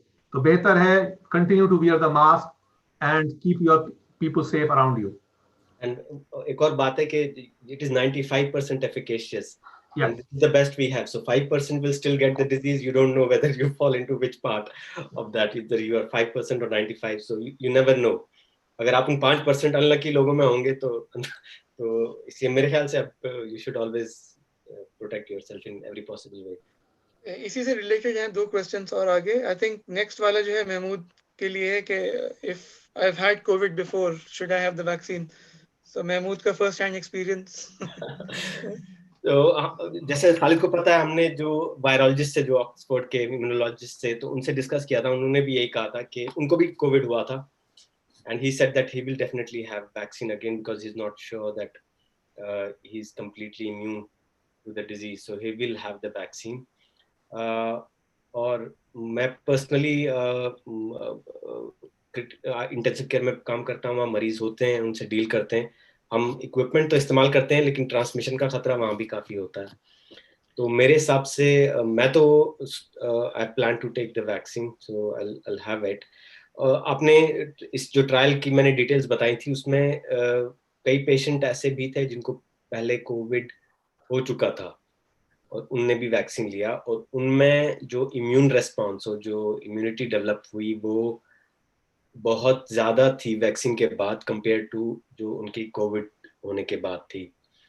तो यानी कि एंटीबॉडीज, जो लेवल ऑफ एंटीबॉडीज था वो काफी हाई था, टाइटर उसका. तो इसलिए वैक्सीन ज्यादा बेहतर रेस्पॉन्स एक्चुअल डिजीज से प्रोड्यूस करता है अगर आपको माइल्ड टू मॉडरेट डिजीज हुई है. तो मेरे हिसाब से जिसको कोविड हुआ उसको भी लेना चाहिए. और I think in following few months, or I would say next year, most of the airlines and बाकी जो आपके supermarkets वगैरह बाकी जगह हैं, they would prefer people who have had vaccine to enter. Airlines में तो they can regulate very easily. बाकी जगह पे तो नहीं कर पाएंगे, लेकिन that will be a factor again, that you will be restricted because of that. लेकिन it's always better to be safe because you don't know even after having COVID कि आपको दोबारा डिजीज हो सकती है कि नहीं और कब तक रहती है इम्यूनिटी. इसमें वो बात याद, एयरलाइन से फिर वो बात याद आई मुझे, बिल गेट्स वाली कॉन्स्पिरेसी जो ये. आई थिंक नेक्स्ट एक question, this is very interesting question. एक इस पे मुझे खुद क्वेश्चन जब काशिफ भाई ने मुझे भेजा क्वेश्चन तो मुझे थोड़ी रिसर्च करनी पड़ी कि what percentage of population needs to be vaccinated for herd immunity. और इसका आंसर मैं खुद ही बोल दे, क्योंकि जितना मुझे आज मैंने पढ़ा उसको मैं बता देता हूँ, फिर बाकी किसी को कोई ऐड करना हो तो बता दें. तो बेसिकली हर्ड इम्यूनिटी का कॉन्सेप्ट ये होता है कि जो ट्रांसमिशन हो रहा है इन्फेक्शन का, अगर मैं 10 लोगों से, अगर मुझे इन्फेक्शन है और मैं 10 लोगों से मिलूं तो मैं उन 10 लोगों को इन्फेक्ट कर सकता हूँ, और वो 10 लोग जो हैं और 10 लोगों को, तो 100 लोगों को इन्फेक्ट कर सकते हैं. लेकिन अगर मैं मैं 10 लोगों से मिलूं और उनमें से 8 या 9 लोग ऐसे हैं जो इम्यून हैं, उनको वैक्सीन लगी हुई है या इन्फेक्शन हुआ था पहले, तो वो आगे नहीं ट्रांसमिट कर सकते, तो ट्रांसमिशन जो है वो रुक जाता है. तो that is the basic idea behind herd immunity, कि जितने लोग अनइन्फेक्टेड हैं वो तो इन्फेक्ट कर सकते हैं, लेकिन जो पाथवे है उसका वायरस का इन्फेक्ट करने का और लोगों को, वो रुक जाएगा. तो इसलिए जितने ज्यादा लोग ऑब्वियसली इम्यून हैं या वैक्सीन लगी है, उतना कम अपॉर्चुनिटीज है वायरस को स्प्रेड होने की. तो जैसे ये डिपेंड करता है कितना इन्फेक्शियस है वायरस. तो अगर कोई बहुत कम इन्फेक्टिविटी है या कम स्प्रेड हो सकता है, तो बहुत कम लोग अगर वैक्सीनेट हो जाएं तो भी हर्ड इम्यूनिटी हो सकती है. अगर बहुत इन्फेक्शियस वायरस है तो बहुत ज्यादा लोग चाहिए. जैसे मीजल्स के लिए 95% से ज्यादा पॉपुलेशन वैक्सीनेट होनी चाहिए फॉर हर्ड इम्यूनिटी, और अगर 90% से कम वैक्सीनेटेड है मीजल्स के लिए, तो it can still spread very rapidly community में. पोलियो के लिए द नंबर्स आर 80 to 85%. 5% क्योंकि पोलियो कम इन्फेक्शियस होता है कंपेयर टू मीजल्स, कम आराम से फैलता है. तो अगर 80 to 85% पॉपुलेशन वैक्सीनेटेड है तो आपका हर्ड इम्यूनिटी डेवलप हो जाएगी, वो स्प्रेड नहीं हो पाएगा. ऐसे ही इस पे डिपेंड करता है कि किस चीज से, अगर पर्सन टू पर्सन इन्फेक्शन हो रहा है या नहीं हो रहा है. ये टेटनस है वो पर्सन टू पर्सन नहीं होता है स्प्रेड, वो मतलब सॉइल से या गंदी किसी सरफेस से आपको एक्सपोज हो जाए, कट हो जाए आपको और एक्सपोजर हो, उसमें हर्ड इम्यूनिटी डेवलप हो ही नहीं सकती। तो अगर 100 मतलब 99% लोग वैक्सीनेटेड हैं, तो जो 1% है जो नहीं है वैक्सीनेटेड, उसको फिर भी पूरा रिस्क है टेटनस होने का। तो एक तो ये बेसिक चीज ये है। तो हर्ड इम्यूनिटी के लिए हमें दो चीजें चाहिए, एक तो कि कितना रैपिडली इन्फेक्ट हो सकता है और कैसे इन्फेक्शन होता है, और वैक्सीन कितनी इफेक्टिव है। तो कोरोना वायरस के लिए, इस वायरस के लिए, SARS-CoV-2 के लिए हमें ये तो पता है कि थोड़ा सा आइडिया है कि कितना इन्फेक्शियस है, कितने लोगों को इन्फेक्ट कर सकते हैं आप, लेकिन हमें ये नहीं पता कि वैक्सीन इटसेल्फ कितनी इफेक्टिव है ट्रांसमिशन रोकने के लिए। तो इस टाइम हम ये नहीं डिसाइड कर सकते कि कितनी % पॉपुलेशन वैक्सीनेट हो जाएगी तो हर्ड इम्यूनिटी डेवलप हो जाएगी। इस टाइम हमारे पास डेटा है नहीं वो। Hopefully in the next few months जब एक certain number of amount of population वो इन्फेक्ट हो जाए और वैक्सीनेट हो जाएगी, उसके बाद फिर हम ये डेटा ड्रॉ आउट कर सकते हैं कि इन्फेक्शन का रेट कितना स्लो हुआ या कितना कम हुआ, और फिर हो सकता है थोड़ा सा आइडिया हो। तो हर्ड इम्यूनिटी आई थिंक काफी टाइम लगेगा अभी वो करने में, and we have no clear data अभी हमारे के पास। किसी और को कुछ जी खालिद जी हाँ, अस्सलाम वालेकुम खालिद। हाँ, जी जी खालिद भाई, मैं एक्चुअली इसी हर्ड इम्यूनिटी के बारे में बात हो रही थी। तो रिसेंट लिटरेचर जो इसके बारे में आया था कोविड के बारे में, शुरू में तो बात हो रही थी कि एटलीस्ट 60% हो तब हर्ड इम्यूनिटी आ जाएगी। ठीक है, बाद में जो है कुछ लिटरेचर ऐसे भी आए कि इवन 40 to 50% जो है may be enough for herd immunity. Okay, that is one reason कि इंडिया में जहां जहां हमें ऐसा लगता है, दिस इज माय ओन, मतलब कोई ऐसा वो नहीं है कि इतना ज्यादा इन्फेक्शन ऑलरेडी हो चुका है इंडिया के अंदर में, 1 करोड़ ऑफिशियल है, तो मान के चलें कि जो है ना it is this figure will be around 40 crore. ठीक है, इसीलिए मुझे लगता है कई जगहों पे हर्ड इम्यूनिटी आ चुकी है। आई मीन जो वेव चला उसके बाद देखिए बहुत लोगों को अचानक जो है बीमारियां हुई, और इंडिया में चूंकि ज्यादातर लोग एसिम्प्टोमेटिक थे या माइल्डली सिम्प्टोमेटिक थे। बहुत जगहों पे तो सिर्फ ऐसा हुआ कि एक दिन का बुखार आया और जो है सूंघने की ताकत चली गई, मालूम चला कोरोना पॉजिटिव हो गए। तो हमें ऐसा लगता है कि कई जगहों पे हर्ड इम्यूनिटी आ गई है, और शायद इन पॉपुलेशंस में शायद वैक्सीनेशन की जरूरत भी ना पड़े, खास करके इंडियन सेटअप में जहां पर कि डिजीज मोस्टली जो है माइल्ड से माइल्ड ही रही है। ये मेरा अपना परसेप्शन है, कोई ऐसा वो साइंटिफिक वो नहीं है, लेकिन ये मेरा अपना परसेप्शन है। क्योंकि डिजीज माइल्ड रही है तो हो सकता है कि हर्ड इम्यूनिटी कई जगहों पे आ गई हो। ये सही बात है। मैं एक चीज ऐड कर दूं अरे भाई खालिद अपने इसमें। आप को इंट्रोड्यूस तो कर दीजिए। तारिक जी मुशर्रफ भाई अस्सलाम वालेकुम। मैं बस अपना सा डॉक्टर तारिक कहते हैं मैं मुझे। एक चीज ऐड और कर दूं इसमें खालिद, जी जी क्योंकि जो हम लोग ट्रायल कर रहे हैं, जो हम फर्स्ट शॉट देते हैं वैक्सीन का, तो उनका हम ब्लड सैंपल लेते हैं एलाइजा फॉर एंटीबॉडीज, तो 30% केसेस में एंटीबॉडी पॉजिटिव आ रही है without any history of Covid. तो इंडिया में जैसा तारिक साहब कह रहे हैं कि हर्ड इम्यूनिटी होपफुली आ गई है या कमिंग उसमें आ जाएगी, तो वैक्सीन की होता जरूरत ही ना पड़े यहाँ पे। नहीं, इंशाल्लाह ऐसे ही हो। हाँ लेकिन जी। इंडिया और का बस एक चीज मतलब एक थोड़ा खुशी भी होती है कि ये देख के कि इम्यूनिटी डेवलप हो रही है, और एक थोड़ा सा अफसोस भी होता है कि बहुत ही अच्छा पोटेंशियल टेस्ट केस था इंडिया इस चीज के लिए। जी अच्छा और अगर जेन्युइनली एक्यूरेटली डेटा रिकॉर्ड होता वहां पे, लेकिन वो अनफॉर्चुनेटली हो नहीं पाया वहां पे। अच्छा खालिद भाई, मैंने अभी एक पेपर शेयर किया है चैट में। ये मेरा पेपर है, अभी एक्सेप्ट हुआ है बस बहरीन मेडिकल में, रिव्यू ऑफ लिटरेचर। मेरा कंसेप्ट भी इसी पे बेस्ड था कि जो लोग एक बार नेचुरल इन्फेक्शन जिनको हो गया, natural infection is the best vaccine. And actually जो है we may not need actually vaccine जिनको जो है एंटीबॉडीज जिनके अंदर एक बार बन गए। क्योंकि एंटीबॉडीज अगर खत्म होने के बाद भी बहुत बड़ा रोल है मेमोरी सेल का, जो हम बार बार भूल जाते हैं, और लोगों के अंदर में जो पैनिक बना हुआ है वो मेमोरी सेल को हम बार बार भूल जाते हैं। तो ये मेरा पेपर है, मैंने अभी अभी बस इसको शेयर किया है। इसमें अगर जाएंगे रिव्यू ऑफ लिटरेचर में, जो मेरा पहला आर्टिकल है वो अभी पब्लिश हुआ है बहरीन मेडिकल जर्नल में। तो बस मैंने सोचा आपको बता दें। आप लोग भी देख सकते हैं। लेकिन एक चीज मैं यहाँ पे कहना चाहूंगा, सॉरी महमूद, एक चीज मैं कहना चाहूंगा कि नेचुरल इन्फेक्शन से इम्यूनिटी डेवलप होती है, ये बिल्कुल सही बात है। और चांसेस ये हैं कि नेचुरल इन्फेक्शन हो जाए लोगों को और वैक्सीन की जरूरत ना पड़े, लेकिन उस पर रिलाई करना is not a very prudent way of looking at it. क्योंकि बहुत सारी डिजीजेस हैं जिसमें जो बहुत सीरियस साइड इफेक्ट्स होते हैं वो नेचुरल डिजीज में उसकी इंसिडेंस ज्यादा, उसके चांसेस ज्यादा होते हैं। जैसे फ्लू वैक्सीन है, फ्लू से एक तरह का वायरस जो है आपके नर्वस सिस्टम के जो नर्व्स हैं उसको और स्पाइन को इन्फेक्ट कर सकता है, उससे आप पैरालाइज भी हो सकते हैं। तो इन्होंने ये डेटा देखा कि जो फ्लू वैक्सीन में क्योंकि कंसर्न था कि साइड इफेक्ट उसका हो सकता है कि वो कॉज करे वो वाला रिएक्शन या वो कॉम्प्लिकेशन, तो आपको चांसेस जो है वो कॉम्प्लिकेशन होने के, फ्लू अगर आपको हो जाए, इन्फेक्शन हो जाए, तो उसमें ज्यादा है बनिस्बत इसके कि आपको आप वैक्सीन लें और उसके बाद वो कॉम्प्लिकेशन हो।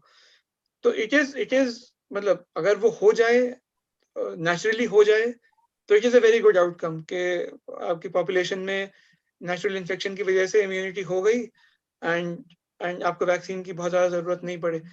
लेकिन I think to aim for that might not be the best route of action. सही बात। मुझे लगता है इसमें बहुत सी फैलेसीज हैं जो ये आपका कंक्लूजन है। पहली तो ये चीज है कि जो नेचुरल इन्फेक्शन है आपका, जो आप कह रहे हैं कि कोविड नेचुरल तरीके से हो गया, हर्ड इम्यूनिटी हो गई, इंडिया में अभी भी स्पाइक्स हो रही हैं, 2 फेज हो रहे हैं जगह जगह पे बारी बारी से।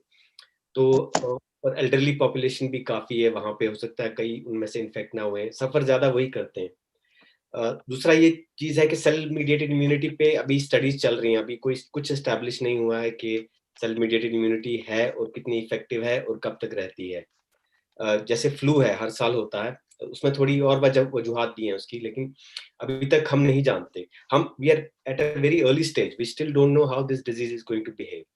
हम लोग ने मतलब कुछ रिपोर्ट्स हुई हैं रेकरेंस की, कोविड की, बहुत कम है लेकिन है। इसका मतलब है दोबारा हो सकता है। तो अभी तक ये भी एस्टैब्लिश नहीं हुआ है कि एक बार इन्फेक्ट होके आपको दोबारा हो सकता है कि नहीं हो सकता। दूसरी ये चीज है कि आपको डिजीज माइल्ड हो सकती है, मॉडरेट हो सकती है, सिवियर हो सकती है, या आप मर सकते हैं। माइल्ड हुई, कुछ पता नहीं चला, अच्छी बात है, लेकिन मॉडरेट डिजीज से लेके सिवियर डिजीज और डेथ तक प्रॉब्लम है। मॉडरेट डिजीज कभी कभी ऐसे लोग भी हैं जो लॉन्ग कोविड सिंड्रोम से सफर कर रहे हैं, 6 महीने डाउन द लाइन दौड़ नहीं पा रहे हैं, काम इफेक्टिवली नहीं कर पा रहे हैं, ब्रेन फॉग है, बाकी चीजें हैं। सो मेरा जहां तक मानना है कि पहली बात तो आप गारंटी नहीं कर सकते कि आपको इन्फेक्शन हुआ और आपको माइल्ड डिजीज होगी। नोबडी, हमने यहाँ 20 साल, 25 साल, 30 साल के लोग देखे जो इवेंचुअली वेंटिलेटर पे गए और मर गए। So you can never guarantee कि you will come out of this disease just because you are young and you are fit and you are of a particular ethnicity, कि आप इंडिया से हैं तो आपको माइल्ड डिजीज होगी। इस चीज की कोई गारंटी नहीं है। एट दिस पॉइंट हम कुछ भी नहीं कह सकते क्योंकि बहुत कम टाइम हुआ है। इस टाइम पे हम ये भी नहीं कह सकते कि सेल इम्यूनिटी जो है वो लॉन्ग लास्टिंग है और इफेक्टिव है। हम ये भी नहीं जानते कि रेकरेंस हो सकती है कि नहीं हो सकती है। और हम ये भी जानते हैं कि लॉन्ग कोविड एक प्रॉब्लम है, जो लोग 6-6 महीने, साल भर आफ्टर द इन्फेक्शन जो है सिम्टम्स फील कर रहे हैं और they are not feeling well enough. तो ये सब चीजें अगर आप देखें तो ये काफी बर्डन है। और दूसरी ये चीज है कि अगर ये डिजीज किसी भी एरिया ऑफ द वर्ल्ड में रहती है, आप कब तक अपने आप को कट ऑफ कर लोगे? न्यूजीलैंड और Australia have controlled it well, लेकिन they can't keep their country cut off from the rest of the world for a long period. उनका एम ये होगा कि अपनी जो उनकी नेटिव पॉपुलेशन है उसको वैक्सीनेट करके इम्यून करें और खोलें। कोई कंट्री नहीं चाहेगी कि अपने जो पॉपुलेशन है उसको नेचुरली इन्फेक्ट करके अपने हेल्थ केयर पे और अपनी पॉपुलेशन पे ये बर्डन डाले डिजीज का। मेरे हिसाब से vaccination is the best option out. India ने इसको डिफरेंटली हैंडल किया है, लेकिन we can't say that that's the best way to handle the disease. अच्छा, do you think those who had got the natural infection, should they be vaccinated? Yes, they should be vaccinated. Nobody knows that how long. Yeah, nobody knows how Yeah. long immunity lasts. Yeah, there is no clinical evidence that immunity lasts for a long period of time, long enough for you to not get reinfected. And there have been few cases of reinfection with severe symptoms. India में से 2-3 reports आई हैं मेरे ख्याल से, And Gujarat. the recommendation so far is to give vaccination to the people who got infected. Yeah, अभी तो है। So- trial में getting antibodies test. No antibody test. The No. only thing is they should not have active No. disease or No, sir, fever. we are excluding those volunteers who are COVID positive. Okay. Yeah, but I mean, Pfizer doesn't recommend to get antibody tested and antibody level tested, and they are recommending to But we give are vaccine. straight away excluding those who are COVID positive. तो AstraZeneca का जो यहाँ पे जो हम लोग का जो ऑक्सफोर्ड में जो डेवलप करी है वैक्सीन, उसमें ट्रायल में दे हैड पीपल जो जिनको पहले हुआ था, और उसमें रिस्पांस जो था that was not very dissimilar to people जिनको नहीं हुआ था एक्सपोजर. तो ऑक्सफोर्ड वाले जो हैं दे रेकमेंड के irrespective of previous infection, लेकिन एक्टिव इन्फेक्शन अभी नहीं होना चाहिए, which is a contraindication to any vaccine basically. तो अगर अभी नहीं है, फिलहाल नहीं है, तो पहले अगर हुआ भी है तो भी आप वो करें. But it will be interesting कि अलीगढ़ से क्या रिजल्ट्स मिलते हैं. और एक्चुअली मैंने जो स्टडी किया था उसमें एक जो बड़ा इंटरेस्टिंग स्टडी था कुछ दिनों पहले नेचर में छपा था कि जो लोग को सार्स इन्फेक्शन हुआ था, सबसे नजदीक इसका सार्स वायरस है जो चाइना में हुआ था 17 साल पहले, वहां भी 3-4 महीने में सारे लोगों में एंटीबॉडीज जो है गायब हो गए थे. तो अभी जो है एक ट्रायल हुआ उन लोगों को जिनमें बिल्कुल भी एंटीबॉडीज नहीं है, 17 साल पहले जिनको इन्फेक्शन हुआ, उनको दोबारा जो है सार्स वायरस से सामना कराया गया, उनके अंदर एंटीबॉडीज निकल आए, चूंकि ना वो मेमोरी सेल, वही जो मेमोरी सेल वाली जो बात हो रही है. तो उसी बिना पे जो है हमने ये जो पेपर बहरीन मेडिकल जर्नल में डाला था वो यही था कि जिनको इन्फेक्शन हो चुका है, जिनके अंदर एंटीबॉडीज पाए गए एक बार भी, उनको एक सर्टिफिकेट दिया जाए and they should be allowed to travel from one place to another without actually, क्योंकि ना world should come back to normalcy, we should not like sit back. I think बहुत सारी दावतें जो हैं वो इस चक्कर में वो हो गई हैं, वो कैंसिल करनी पड़ी है. तो आई थिंक, लेकिन लाइक तारिक सेड के जो अभी बात हो रही थी उसकी,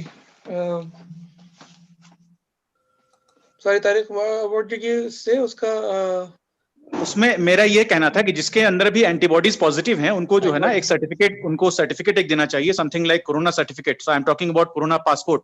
दे should be given something like corona passport and they should be allowed to travel from one place to another and world should actually I mean come back to normalcy slowly as the number of cases grow, as the number of infections grow, and reinfection जिसको भी हुआ है अभी तक mild हुआ है, and especially जो लोग भी एडमिटेड हुए हैं उनके अंदर तो बहुत जबरदस्त इम्यून रिस्पांस पाया गया था, उनका टाइटर बहुत हाई था.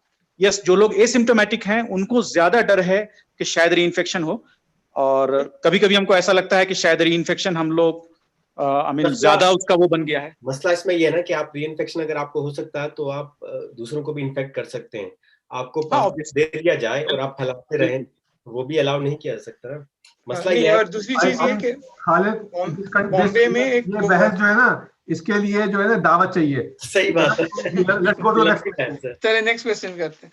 ओके, इसमें मैं खालिद भाई मैं जरा निकल रहा हूँ, आप लोगों से मैं ये कहूंगा कि इस पेपर को जरा सा देखें, इसको स्क्रूटनाइज करिएगा, मुझे भी जरा सा फीडबैक दीजिएगा प्लीज. ठीक है, ये मेरा अपना बस लिखा हुआ है, ऐसा कुछ नहीं, just it's just a review, single author. जरूर, thank you, thanks sir, thank you. दूसरा क्वेश्चन, ये क्वेश्चन जो है जैसे आई थिंक बहुत लोगों के जहन में होगा ये question, can children gate vaccine, और इसी के बहुत रिलेटेड क्वेश्चंस हैं. तो बेसिकली ये है कि चिल्ड्रन में सेफ है या नहीं है, एंड कुछ लोगों ने अलग अलग तरह से फ्रेज किया है उसको. Like somebody wanted to know कि देयर रिपोर्ट्स के चिल्ड्रन में it causes a decrease in immunity, और किसी और ने किसी और तरह से पूछा है. लेकिन the basic bottom line is कि should children get this vaccine or not? So Musharraf, would you like to take that question?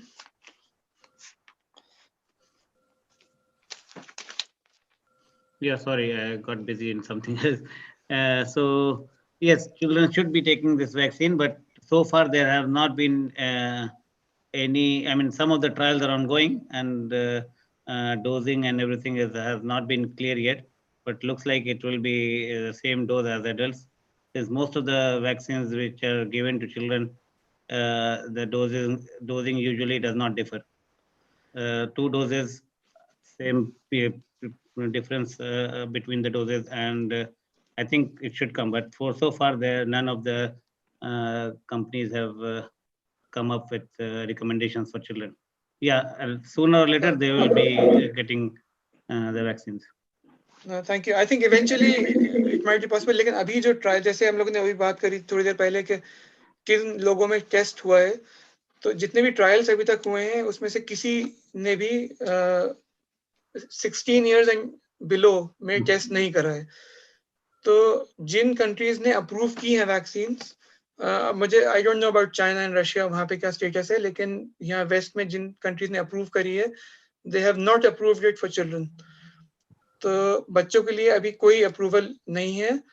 तो द करंट जो हमारा रिकमेंडेशन ये होगा कि बच्चों के लिए अभी, आई डोंट थिंक आपके कंट्रीज में भी जहाँ पे भी आप हैं, आई डोंट थिंक कोई बच्चों को देगा वैक्सीन, लेकिन करंट रिकमेंडेशंस जो हैं, there is no nothing to support के बच्चों को अभी below 16 there is no recommendation के लगवानी चाहिए।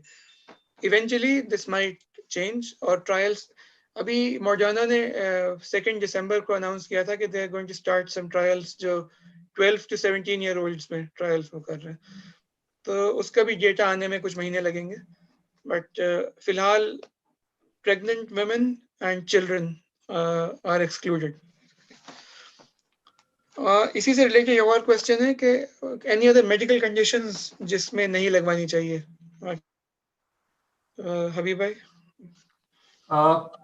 एक्चुअली ये वैक्सीन जो है मेडिकल कंडीशंस के साथ कोई इसमें कोई प्रॉब्लम नहीं है, कोई इशू नहीं है, एक्सेप्ट जो नया इन्होंने दिया है कि अगर मल्टीपल एलर्जीज हैं आपको या सीवियर एलर्जीज हैं, तो उसमें उस कंडीशन में यूके में those people will not be offered the vaccine, drug and food allergies के साथ।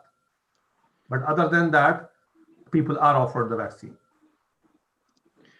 ओके और एक इम्यूनो कॉम्प्रोमाइज्ड लोगों का, जिन लोगों की इम्यूनिटी सप्रेस्ड है किसी वजह से, किसी दवाई की वजह से या किसी को कैंसर है उसकी वजह से, उनके लिए क्या रिकमेंडेशंस है? ये वैक्सीन जो है ये आरएनए वैक्सीन है, it is not a live virus, so live virus vaccines are contraindicated. I haven't read it. If somebody else has read it, let me know also.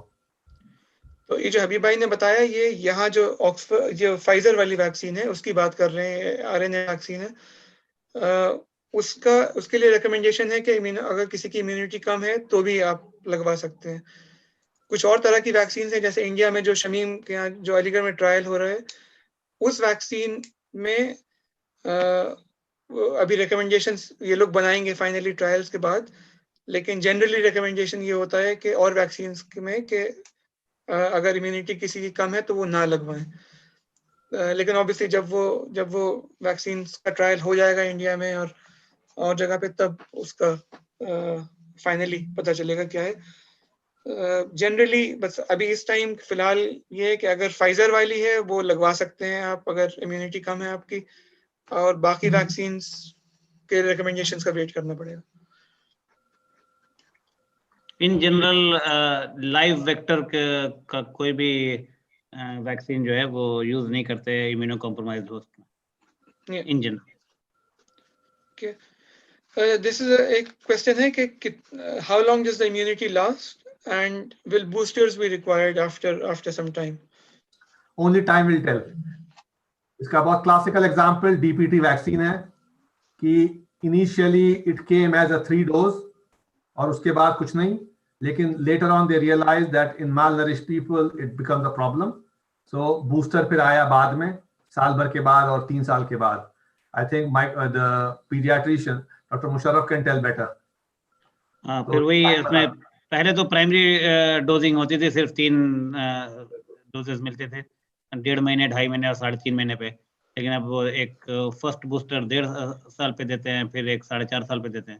तो जाहिर है वो टाइम से ही पता चलेगा, लेकिन चूंकि टी सेल मीडिएटेड रिस्पॉन्स जिन vaccine में होता है उनमें कहते हैं कि लॉन्ग लास्टिंग इफेक्ट होता है, लेकिन ये द ओनली टाइम विल तो बेसिकली अभी we don't know. Next question doctor Desai ने पूछा है कि कुछ कंट्रीज में कुछ ट्रायल्स में there been instances of facial palsy, Bell's palsy जो हुआ था। तो किसी जिन लोगों ने नहीं सुना इसके बारे में, वो एक नर्व होती है फेस में जो कुछ वायरल इन्फेक्शंस में, नॉट जस्ट वैक्सीन्स, कुछ नॉर्मल वायरल इन्फेक्शंस जो होते हैं उनमें भी वो नर्व इफेक्ट हो जाती है और फेस में आप लोगों ने देखा होगा मुंह थोड़ा टेढ़ा हो जाता है, खाने में प्रॉब्लम होती है।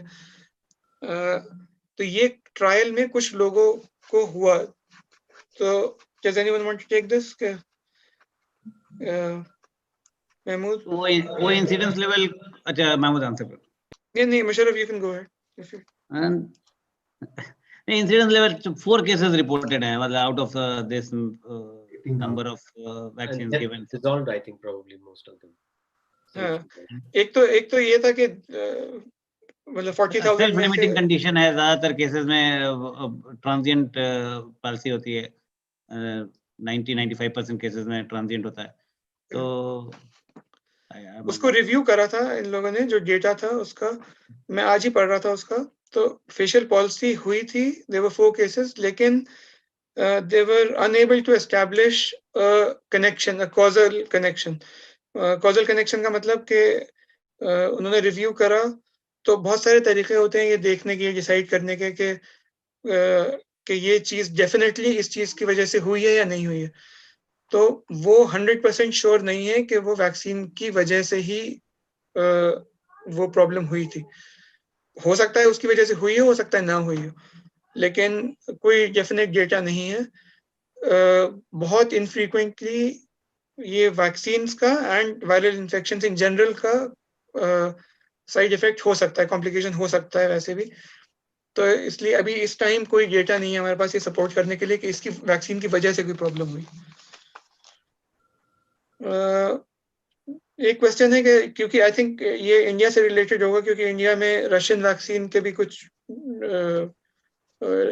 ऑर्डर करी थी इंडिया ने, लाइक महमूद सेड, कि does anyone know what the safety data for the Russian vaccine is?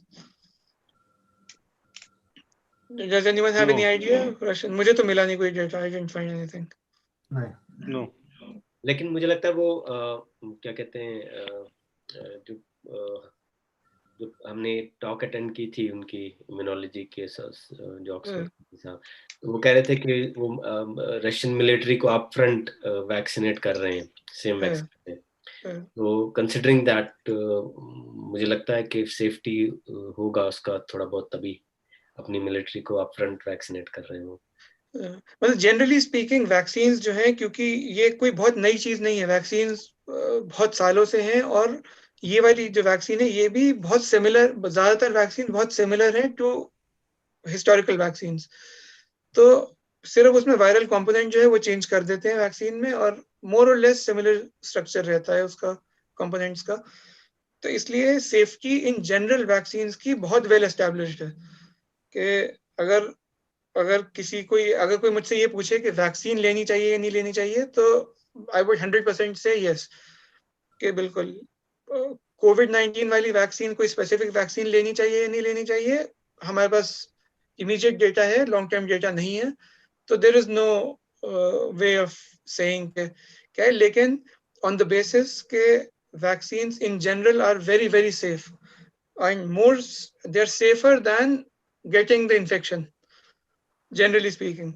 तो उस बेसिस पे आई थिंक रशिया वाली वैक्सीन के साथ प्रॉब्लम ये है कि उनका जो डेटा सैंपल था, जो नंबर ऑफ पेशेंट में टेस्ट किया था, वो इतने कम थे कि मतलब इट वाज ऑलमोस्ट एब्सर्ड कि जिस डेटा पे उन्होंने वो सर्टिफाई करा था उसको। तो आई थिंक अगर वो काम, हो सकता है काम ना कर रही हो वो, लेकिन साइड इफेक्ट्स बहुत कम चांसेस हैं कि साइड इफेक्ट्स होंगे, हो सकता है काम ना करे वो, ये पॉसिबिलिटी है। क्योंकि उन्होंने जब फाइजर वालों ने अपना डेटा रिलीज किया था, उसके अगले दिन उन्होंने अपनी एफिकेसी बताई थी, वो फौरन उससे ज्यादा बता दी थी फाइजर वाले से। आई थिंक चैट में 1-2 क्वेश्चंस और थे। नहीं, एक क्वेश्चन और है जो I think we should address. What ingredients in the कोविड-19 वैक्सीन आर देयर? तो What ingredients are there in the COVID-19 vaccine? जी अच्छा, सॉरी, ये रह गया, इंग्रेडिएंट्स का भी क्वेश्चन था, किसी ने पूछा था। हाँ, तो इंग्रेडिएंट्स का मसला ये है कि कोविड-19 की जो फाइजर की वैक्सीन है, उसके इंग्रेडिएंट्स जो हैं वो यहाँ यूके के अंदर जो इस्लामिक ऑर्गेनाइजेशन है, इट हैज चेक्ड इट, और उनके हिसाब से उसके अंदर कोई चीज उन्होंने ऐसी नहीं पाई जो कि उसे हलाल हराम बनाए, तो everybody can take it. Now coming to that, forget about the Islamic point of view, it is a life-saving, you can say it's like a drug, a life-saving thing. तो इसके अंदर हराम हलाल का कंसेप्ट नहीं आता है मेरे हिसाब से। तो मेरा तो ये सोचना है कि भाई you should not go into those much of details of things. आप कितना ले रहे हैं dose? It is in micrograms, and you are looking at haram halal in that. Although there is nothing in that suggests that it is from any animal source at all.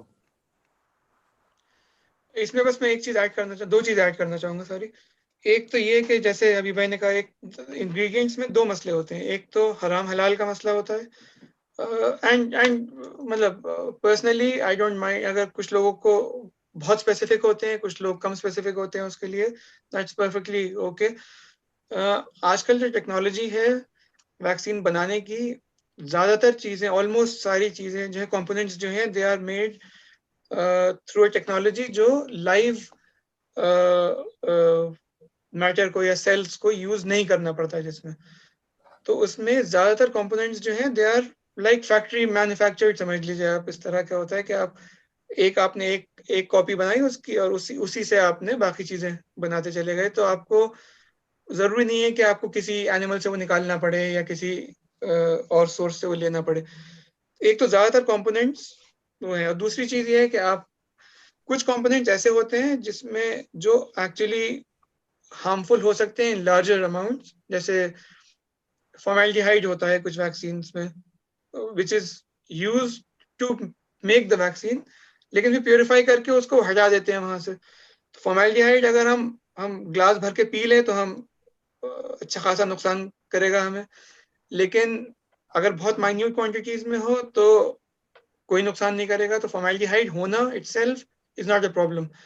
आज ही मैं पढ़ रहा था कि एक वैक्सीन में जितना formaldehyde होता है, उससे 50 टाइम ज्यादा फॉर्मेल्डिहाइड एक पेयर में होता है, नाशपाती में होता है।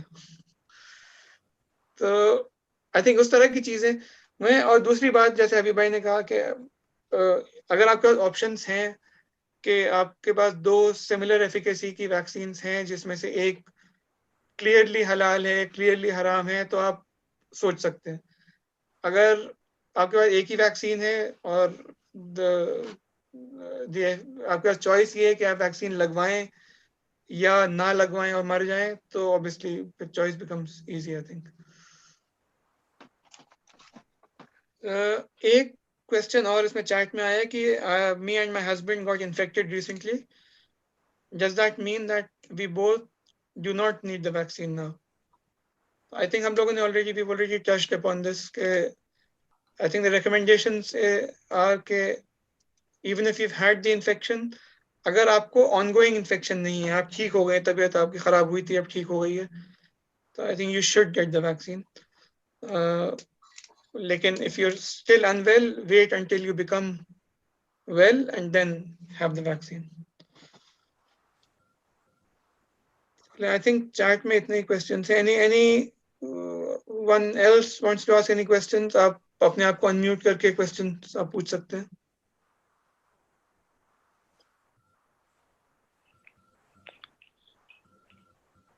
If someone has taken influenza vaccine, can he take COVID vaccine? Mehmood sir. हाँ, यहाँ पे तो हम सब ने इन्फ्लुएंजा वैक्सीन भी मिला है हमें और कोविड भी मिलेगा। नहीं कितने गैप पे ले सकते हैं ये, मतलब इन्फ्लुएंजा वैक्सीन के टाइम में एक पासपोर्ट दिया था कि आपको कोविड वैक्सीन तभी मिलेगी जब आप दिखाएंगे, लेकिन ऑब्वियसली वो हर एक को नहीं, मेरा क्वेश्चन ये है कि सपोज आज आपने लिया हुआ इन्फ्लुएंजा वैक्सीन, अब कितने दिन बाद आप कोविड वैक्सीन लेंगे? अच्छा, आज आपने तो मसला ये है कि इन्फ्लुएंजा वैक्सीन जो है, यहाँ पे सीजन इन्फ्लुएंजा वैक्सीनेशन का जो अक्टूबर में शुरू होता है, ये करंट जो पीरियड है वो इन्फ्लुएंजा का पीरियड है, तो इससे 1 महीना पहले वैक्सीनेशन होती है इन्फ्लुएंजा की, यहाँ पे खत्म हो चुकी है, तो ये यहाँ पे जरूरत नहीं। आपके यहाँ भी वैक्सीनेशन जो है इन्फ्लुएंजा की मुझे लगता है अभी तक हो जानी चाहिए थी, लेकिन नॉर्मली 2 to 3 वीक्स का पीरियड कहते हैं, डिफरेंस रखना चाहिए। मेरा एक कलीग है जिसने अपनी फ्लू वैक्सीन नहीं लगवाई थी, तो वो अपना कोविड वैक्सीन के लिए प्रिपेयर कर रहा था, तो उसको ये बताया गया था, मतलब हमारे जो ऑक्यूपेशनल हेल्थ डिपार्टमेंट है उन्होंने कहा था कि एटलीस्ट 3 वीक गैप होना चाहिए between the flu vaccine and the Covid vaccine. तो आई थिंक जनरली सारी वैक्सीन में यही होता है। I think you should not have a vaccine या एक्टिव इलनेस जो है for at least 2 or 3 weeks before and after a vaccine. वैसे एक मजेदार बात है इस बार डेटा WHO का जो इन्फ्लुएंजा का बड़ा इंटरेस्टिंग है, देखने लायक है। वो जो इन्फ्लुएंजा जो है हुआ ही नहीं है। यूजुअली ऑस्ट्रेलिया में विंटर समर में आता है ना, जब हमारे यहाँ समर होता है तो वहाँ विंटर होता है। तो अगर आप डेटा देखें फ्लैट है, इन्फ्लुएंजा ऑलमोस्ट 0 इंसिडेंस है इस साल साउथ पोल में। अब अभी यहाँ का पता चलेगा, यहाँ भी इंसिडेंस बहुत कम है, जो एवरेज होना चाहिए था उससे बहुत कम जा रहा है। हर आदमी मास्क पहने हुए है। I think उसका रीजन वो है कि मास्क हैं, स्कूल्स बंद हैं, और कोई मिलना जुलना बंद है सब। आई थिंक एनक्लोज स्पेसेस में विंटर्स में इसीलिए फ्लू होता था, क्योंकि एनक्लोज स्पेसेस में सब लोग रहते थे। और हम लोग अपने हॉस्पिटल में देखते थे इन्फ्लुएंजा निमोनिया बहुत आते थे विंटर्स में। एटलीस्ट 8-10 मरीज तो इंटेंसिव केयर में आते थे। इस साल कोई भी नहीं आ रहा है। कम्युनिटी एक्वायर्ड निमोनिया आ रहा है, लेकिन इन्फ्लुएंजा से नहीं है। वो आ रहा है न्यूमोकोकल निमोनिया लेकर आ रहे हैं। So, एक क्वेश्चन है जकीर ने पूछा है, how long will a vaccine be effective once a person has taken it? So Zakir, I think we've answered this question already. Basically we don't know the answer to this question. I think the honest answer is कि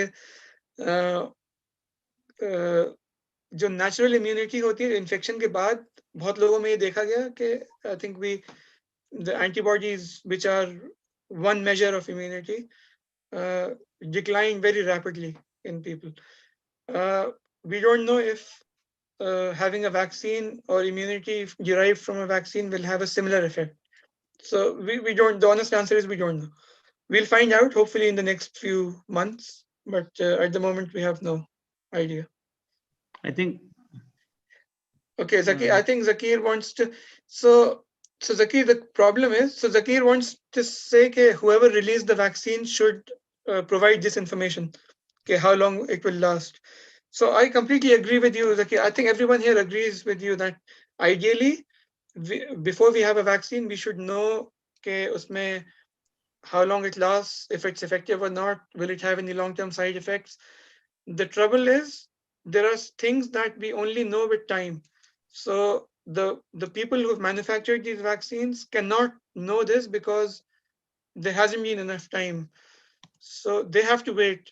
Our options are, we either wait for that, so we wait for another few years, or we just go ahead with vaccinating ourselves and we hope for the best and we find out as we go along. So I think the manufacturers have absolutely no way of telling कि कितना last करेगी immunity. It is an emergency authorization, not a regular approval. तो इस वजह से पूरा data जो है वो नहीं दे पाएगा कोई भी। जो भी फाइजर का भी जो एंटीबॉडीज का लेवल है वो डे 52 का लास्ट है उनके पास, जो लास्ट किया है उन्होंने सब्जेक्ट्स पे। तो मतलब 2 महीने तक तो रहती हैं, लेकिन अब लोगों को मिले हुए वैक्सीन हुए ही 2 महीने 3 महीने, तो कैसे बता देगा कोई कि साल भर बाद रहेगी या नहीं रहेगी, वो तो देखना पड़ेगा ओवर टाइम। लेकिन 2 महीने तक तो रहती है और काफी रहती है। तो at least what they have said is कि after you have the second dose and 1 week has passed, then you are considered immunized. That is the only thing that they are saying right now. Nothing how long, they're not commenting anywhere about how long the immunity is going to last or whether you will require a booster dose or not.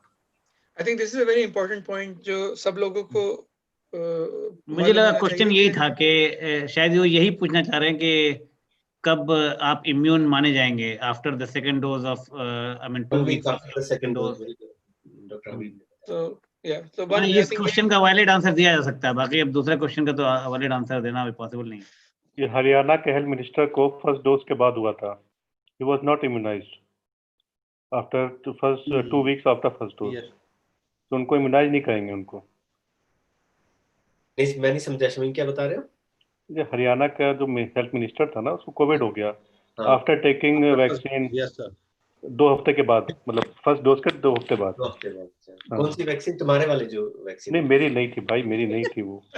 मेरे Punjab India में कौन सी और vaccine मिल रही है शमीम अभी? अब वो पता नहीं कौन सी क्या लगाया, प्लेसिबो लगाया, वैक्सीन लगाई, क्या लगाया उसको क्या मालूम यार। अगर ट्रायल में था वो ट्रायल, अच्छा वो ट्रायल में था। यार इंडियन मीडिया का मतलब आप जो सुने हो उस पे ज्यादा बात करने में कोई फायदा होता नहीं है। लेकिन ये अच्छी बात, ये अच्छा पॉइंट था कि इंडिया में जब भी वैक्सीन आएगी वो शमीम की वैक्सीन होगी वो। कहलाएगी कहलाएगी। एटलीस्ट अलीगढ़ में तो कहलाएगी सर।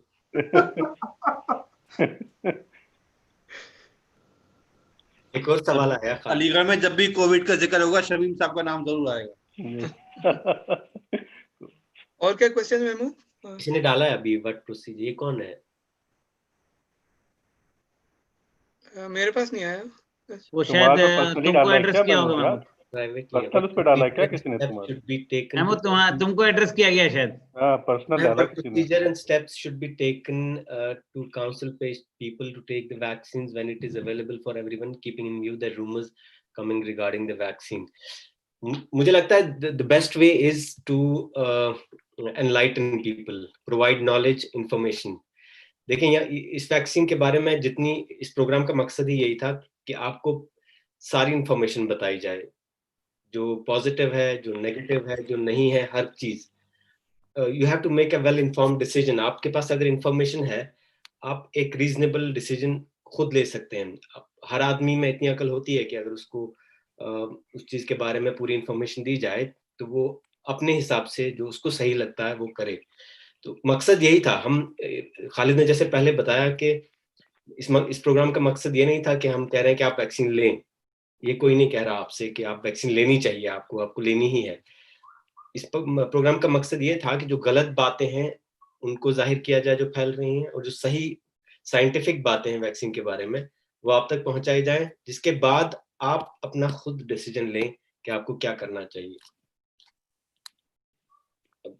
सऊदी में क्या सिचुएशन है? सऊदी में मैंडेटरी वैक्सीनेशन होगा या आपको ऑप्शन सर दिया अभी जाएगा? रजिस्ट्रेशन का हुआ है कि अभी रजिस्ट्रेशन आप लोग मतलब कुछ टाइम के बाद वो रिलीज करेंगे कि आप रजिस्ट्रेशन करवाएं अभी वैक्सीन के लिए। बस ये इन्फॉर्मेशन अभी हेल्थ मिनिस्टर की तरफ से अच्छा। अभी डे बिफोर यस्टरडे ट्वीट किया था, जो शायद मैंने आपको जिक्र भी किया था। जी। तो चलो, तो मेरे ख्याल से कुछ तरीके होंगे कि इन्फोर्स करने के। मेरे ख्याल से कोई ऐप निकालेंगे, जैसे इन्होंने कोविड का ऐप निकाला था तब करना, उसी के ऐप निकाल के रजिस्टर्ड कराना होगा, जहां तक मैं समझता हूँ। नहीं, लेकिन सऊदी अरेबिया में number of deaths have been remarkably low, which जी sir, is a very good way of saying that they have controlled it very well. अल्हम्दुलिल्लाह जी। 6,000 डेथ्स जो हैं in a population of 26 million is nothing. जी जी। लेकिन right now we are having only 100, 110, 120 cases all over the kingdom.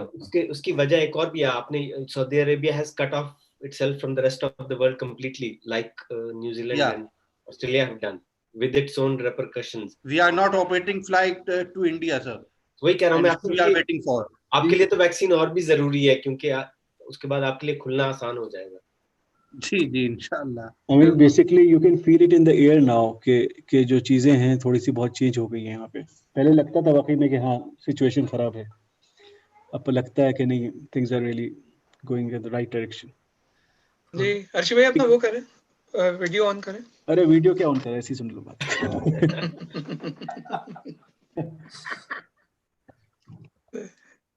चलिए, नहीं बहुत बहुत शुक्रिया अर्शी भाई का एंड काशिफ भाई का कि इन लोगों ने, काशिफ साहब इन जजान और अर्शी भैया इन आभा, तो इन दोनों से मेरी बात हुई अबाउट, काफ़ी एंथुजियास्टिकली लोगों ने रेकमेंड किया कि प्रोग्राम करना चाहिए इस तरह का, क्योंकि काफ़ी मिसकंसेप्शंस हैं लोगों के एंड जो एड्रेस होने की ज़रूरत है। टॉक बहुत अच्छी रही आप लोगों की, बहुत जबरदस्त, और खासतौर से जितने लोग आए थे वो सब तो मेडिकल बैकग्राउंड के नहीं थे, तो उन लोगों को काफी अच्छी इन्फॉर्मेशन, नॉन मेडिकल बहुत खुश होके गए क्योंकि मेरे पास काफी प्राइवेट मैसेजेस आए लोग के प्रोग्राम हुआ। अच्छा महमूद, यूके में मिसकंसेप्शन क्या है वैक्सीन के? मतलब जैसे इंडिया में तो अजीब से खालिद को जान वही वाले हैं। वही वाले हैं। नहीं, यहाँ भी हर जगह है ये वही मिसकंसेप्शन। लोग हैं, वही वाले हैं। वही वाले समझ गए। इवन डॉक्टर्स कम्युनिटीज में भी हैं मिसकंसेप्शंस, वो थ्योरीज डिस्कस करते हैं। हमें भी थे, हम लोग ने कुछ टॉक्स अटेंड की जो थी, उनसे थोड़ा क्लैरिफाई हुआ, क्योंकि हम लोग तो खुद इन्वॉल्व थे नहीं ना इसमें वैक्सीन के किसी भी तरीके से। तो नहीं, हमने कुछ मिसकंसेप्शंस होते हैं जो बहुत आप एब्सर्ड हाँ। होते हैं और आप बहुत इजीली डिसमिस कर सकते हैं। कुछ होते हैं जो इवन विद अ साइंटिफिक और मेडिकल बैकग्राउंड आपको फिर भी डाउट्स होते हैं। तो मतलब हम लोगों का एम ये था कि जितने जो जो बिल्कुल ही फॉर्चुनेटली आज किसी ने पूछे नहीं वो वाले मतलब माइक्रोचिप्स और इनफर्टिलिटी वाले इत्तेफाक से आए नहीं आज वो, लेकिन वो अच्छे खासे वेल एजुकेटेड लोगों में भी काफी कॉमन है वो परसेप्शन बिल्कुल। के वैक्सीन में माइक्रोचिप लगा दिया है और mRNA के थ्रू आपके बॉडी में पता नहीं क्या आ जाएगा और बिल गेट्स आपको सबकी कंट्रोल कमी करके जो है, सबकी कमी जो है वो तारिक ने पूरी कर दी थी वैसे।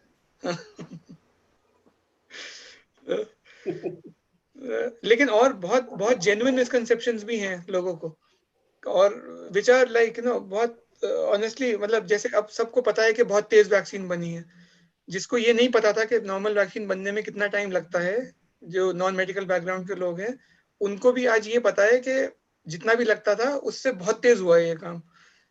तो ये तो उनको ये मीडिया में बहुत ज्यादा चल रहा था ना कि 5-6 साल लगेंगे और ये वो हाँ, मैंने शुरू में आ रहा था, उसके बाद फिर ये हो गया कि नहीं 10 महीने में वैक्सीन आ गई। हाँ, तो नहीं हम लोगों ने रिसर्च करी, मैं महमूद से लास्ट वीक जब ये प्रोग्राम का मैं और लोगों के लिए बता रहा हूँ ये कि जब बात हुई तो महमूद का पहला रिएक्शन ये था कि पहले हम तो कन्विंस हो जाएं वैक्सीन के लिए, उसके बाद फिर औरों को बताएं। तो आई थिंक इसीलिए मैंने शुरू में क्लैरिफाई कर दिया था कि the purpose is not to tell you कि आप वैक्सीन लें या ना लें। द एम वाज कि अगर कोई सवाल है तो जितना हम लोग एड्रेस कर सकते हैं एटलीस्ट वो एड्रेस हो जाए, ताकि ऐसा ना हो कि किसी को वैक्सीन लग सकती थी और उसने नहीं ली किसी भी मिसकंसेप्शन की वजह से और उसकी वजह से प्रॉब्लम हो गई। और ये इंडिया में प्रॉब्लम होगी। शमीम से मेरी बात हो रही थी, काफी एरियाज हैं वहाँ पे अलीगढ़ में और जगह पे भी होंगे जहाँ पे लोग काफी रिलक्टेंस है वैक्सीन लगवाने की। और हमारे पास बहुत बड़ा एग्जाम्पल पाकिस्तान का है जहाँ पे मेरे यहाँ पाकिस्तानी दोस्त हैं जिन्होंने कहा कि देयर इज वहाँ पे कुछ लोगों ने ये फैला दिया कि पोलियो वैक्सीन के अगेंस्ट कुछ मिसकंसेप्शंस, वैक्सीन लेनी बंद कर दी लोगों ने, तो पूरी दुनिया में एराडिकेट हो गया पोलियो, पाकिस्तान में इट्स थ्राइविंग। तो इस तरह की सिचुएशन एटलीस्ट हमारी कम्युनिटीज में नहीं होनी चाहिए। चलो ये तो हमने देखा अलीगढ़ में जब हम लोग पल्स पोलियो लगा रहे थे 2099-2000 की बात है, इंटर्नशिप के दौरान, तो बहुत ज्यादा रिजिड पब्लिक थी, भाई की खास पिटाई भी करके हो जो गई थी अपने अपर कोर्ट के साइड की पब्लिक बिल्कुल मतलब क्लियर कर रेजिस्टेंस, हमें साफ साफ मना करते थे हम नहीं लगा रहे। और ये तो वो तो सर आप इनफर्टिलिटी अभी भी आप जाएंगे तो अली ऊपर कोट साइड में भी आपको ये बोला जाएगा कि पोलियो मत वैक्सीन मत लगवाइए। लेकिन नहीं, अभी भी उसमें जो हमारे वाइस चांसलर साहब थे नसीम साहब, उनका बहुत स्ट्रॉन्ग कंट्रीब्यूशन था, यहाँ तक कि लोग उनको नसीम पोलियो बोलने लग गए थे। लगा भी उनका तो आप पॉइंट जानते हैं, अलीगढ़ तो जानते हैं आपके फॉरेन लोग नाम लगा देते हैं, तो उन्होंने बहुत काम किया उस दौरान। ये हुआ कि अल्हम्दुलिल्लाह सब जगह से इरेडिकेट हो गई थी और वही आसपास का जो एरिया था बुलंदशहर, अलीगढ़, बदायूं, यहाँ से इरेडिकेट नहीं हो पा रहा था। पहले बाकी लोग चाहें तो मतलब प्लीज ज्वाइन इन, आप लोग अपने आप को अनम्यूट करके you can if you have any comments, suggestions, questions आप लोग पूछ सकते, you can feel free to ask, speak. Shamim भाई के यहाँ तो आधी रात हो गई होगी, 12 बजने वाले होंगे। जी जी 11:15 हो गया यहाँ पे। जी जी सर्दी की रात है तो वैक्सीन का असर है ये, आधा भाई कोविड एंटीबॉडी का।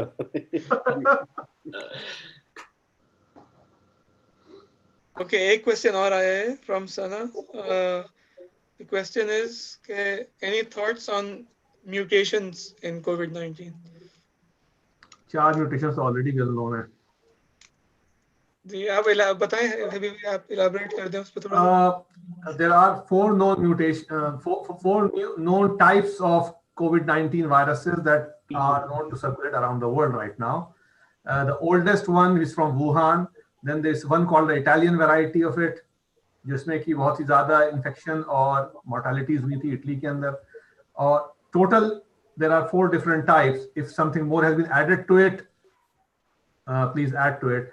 तो उनमें से एक है जो कि बहुत ही ज्यादा इन्फेक्टिव स्ट्रेन है, जिसने सबसे ज्यादा हैवक कॉज किया अराउंड द वर्ल्ड।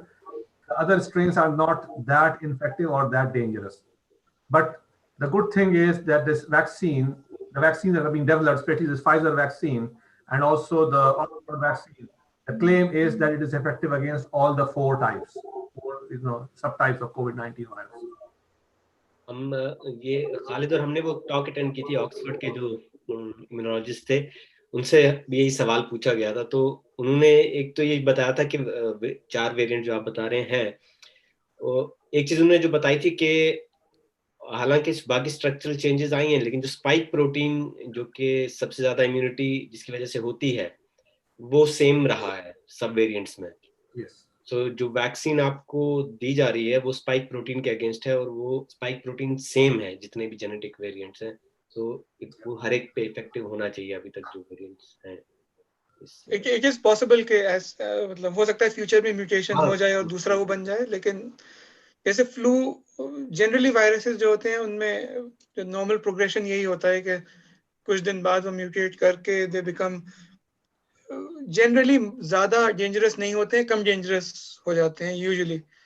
लेकिन कोरोना वायरस बेसिकली हिस्टोरिकली जो कोरोना वायरसेस हैं उनमें ज्यादा म्यूटेशन इतनी नहीं होती, सार्स में भी नहीं हुई, मर्स में भी, मर्स का भी एक एग्जांपल है जो हम पहले भी बात कर रहे थे ना, मर्स इतना तेजी से फैला नहीं बिकॉज तो इंक्यूबेशन पीरियड कम था और बहुत सीवियर डिजीज कॉज कर रहा था, तो host usually died before spreading और got to sick before spreading it all over.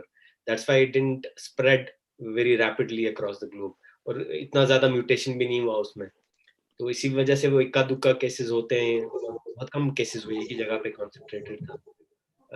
तो होपफुली अगर कोरोना वायरस हिस्टोरिकली देखें उनमें इतना रैपिडली म्यूटेट करने की कैपेसिटी नहीं होती, तो लेकिन ये है कि you can't say anything definitely. Anything else anyone wants to ask? Yeah. I think it's okay now. Shami, तुम्हारा कब आ रहा है इसका फाइनल रिजल्ट, कब आएगा वैक्सीन, मतलब उसके अप्रूवल के लिए कब डालोगे? जनवरी में इसकी इंटरनल एनालिसिस होगी, उसके बाद ही आएगा। तो उसके बाद अप्रूवल आएगा? हाँ, अभी तक तक तो है, मतलब इसके रिपोर्ट जो आएंगे ना, एनालिसिस जो होगी इसकी। हाँ। फॉर्म कितना बड़ा था? अलीगढ़ पे पूरा हुआ है 1000, बाकी जगह तो भी कुछ हुआ नहीं है, मतलब इतने भी वॉलंटियर्स आए नहीं है। अभी तो फेज 3 में जाएगा ना, मतलब फेज 3 है, ये तो फेज 3 है। फेज 3 में 1000 लोग हैं? नहीं, 25,800 है ऑल ओवर इंडिया। अलीगढ़, अच्छा, अलीगढ़ ने अकेले 1000 सबसे पहले पूरे किए थे। 25,000 एक लिम में है, वैक्सीन वाला लिम के टोटल? नहीं, टोटल है, टोटल हाफ।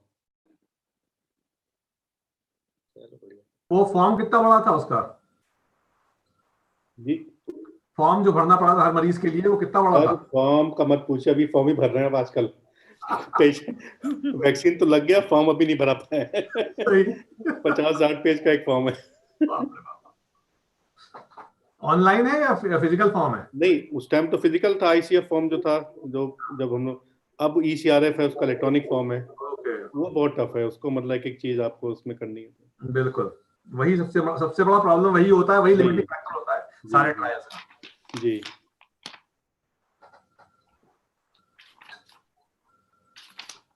चलिए आप जाके सोएं भाई। हाँ, जरूर है, लेकिन आप सोएं। वाइंड अप करा जाए। Okay sir, thank you very much. Thank you चलें, भाई बहुत बहुत शुक्रिया लोगों का। चलिए भाई, शुक्रिया बहुत बहुत sir. Thank you very much sir. Thank you भाई, थैंक यू। वालेकुम। चलें, ओके। Thank you. अस्सलाम वालेकुम।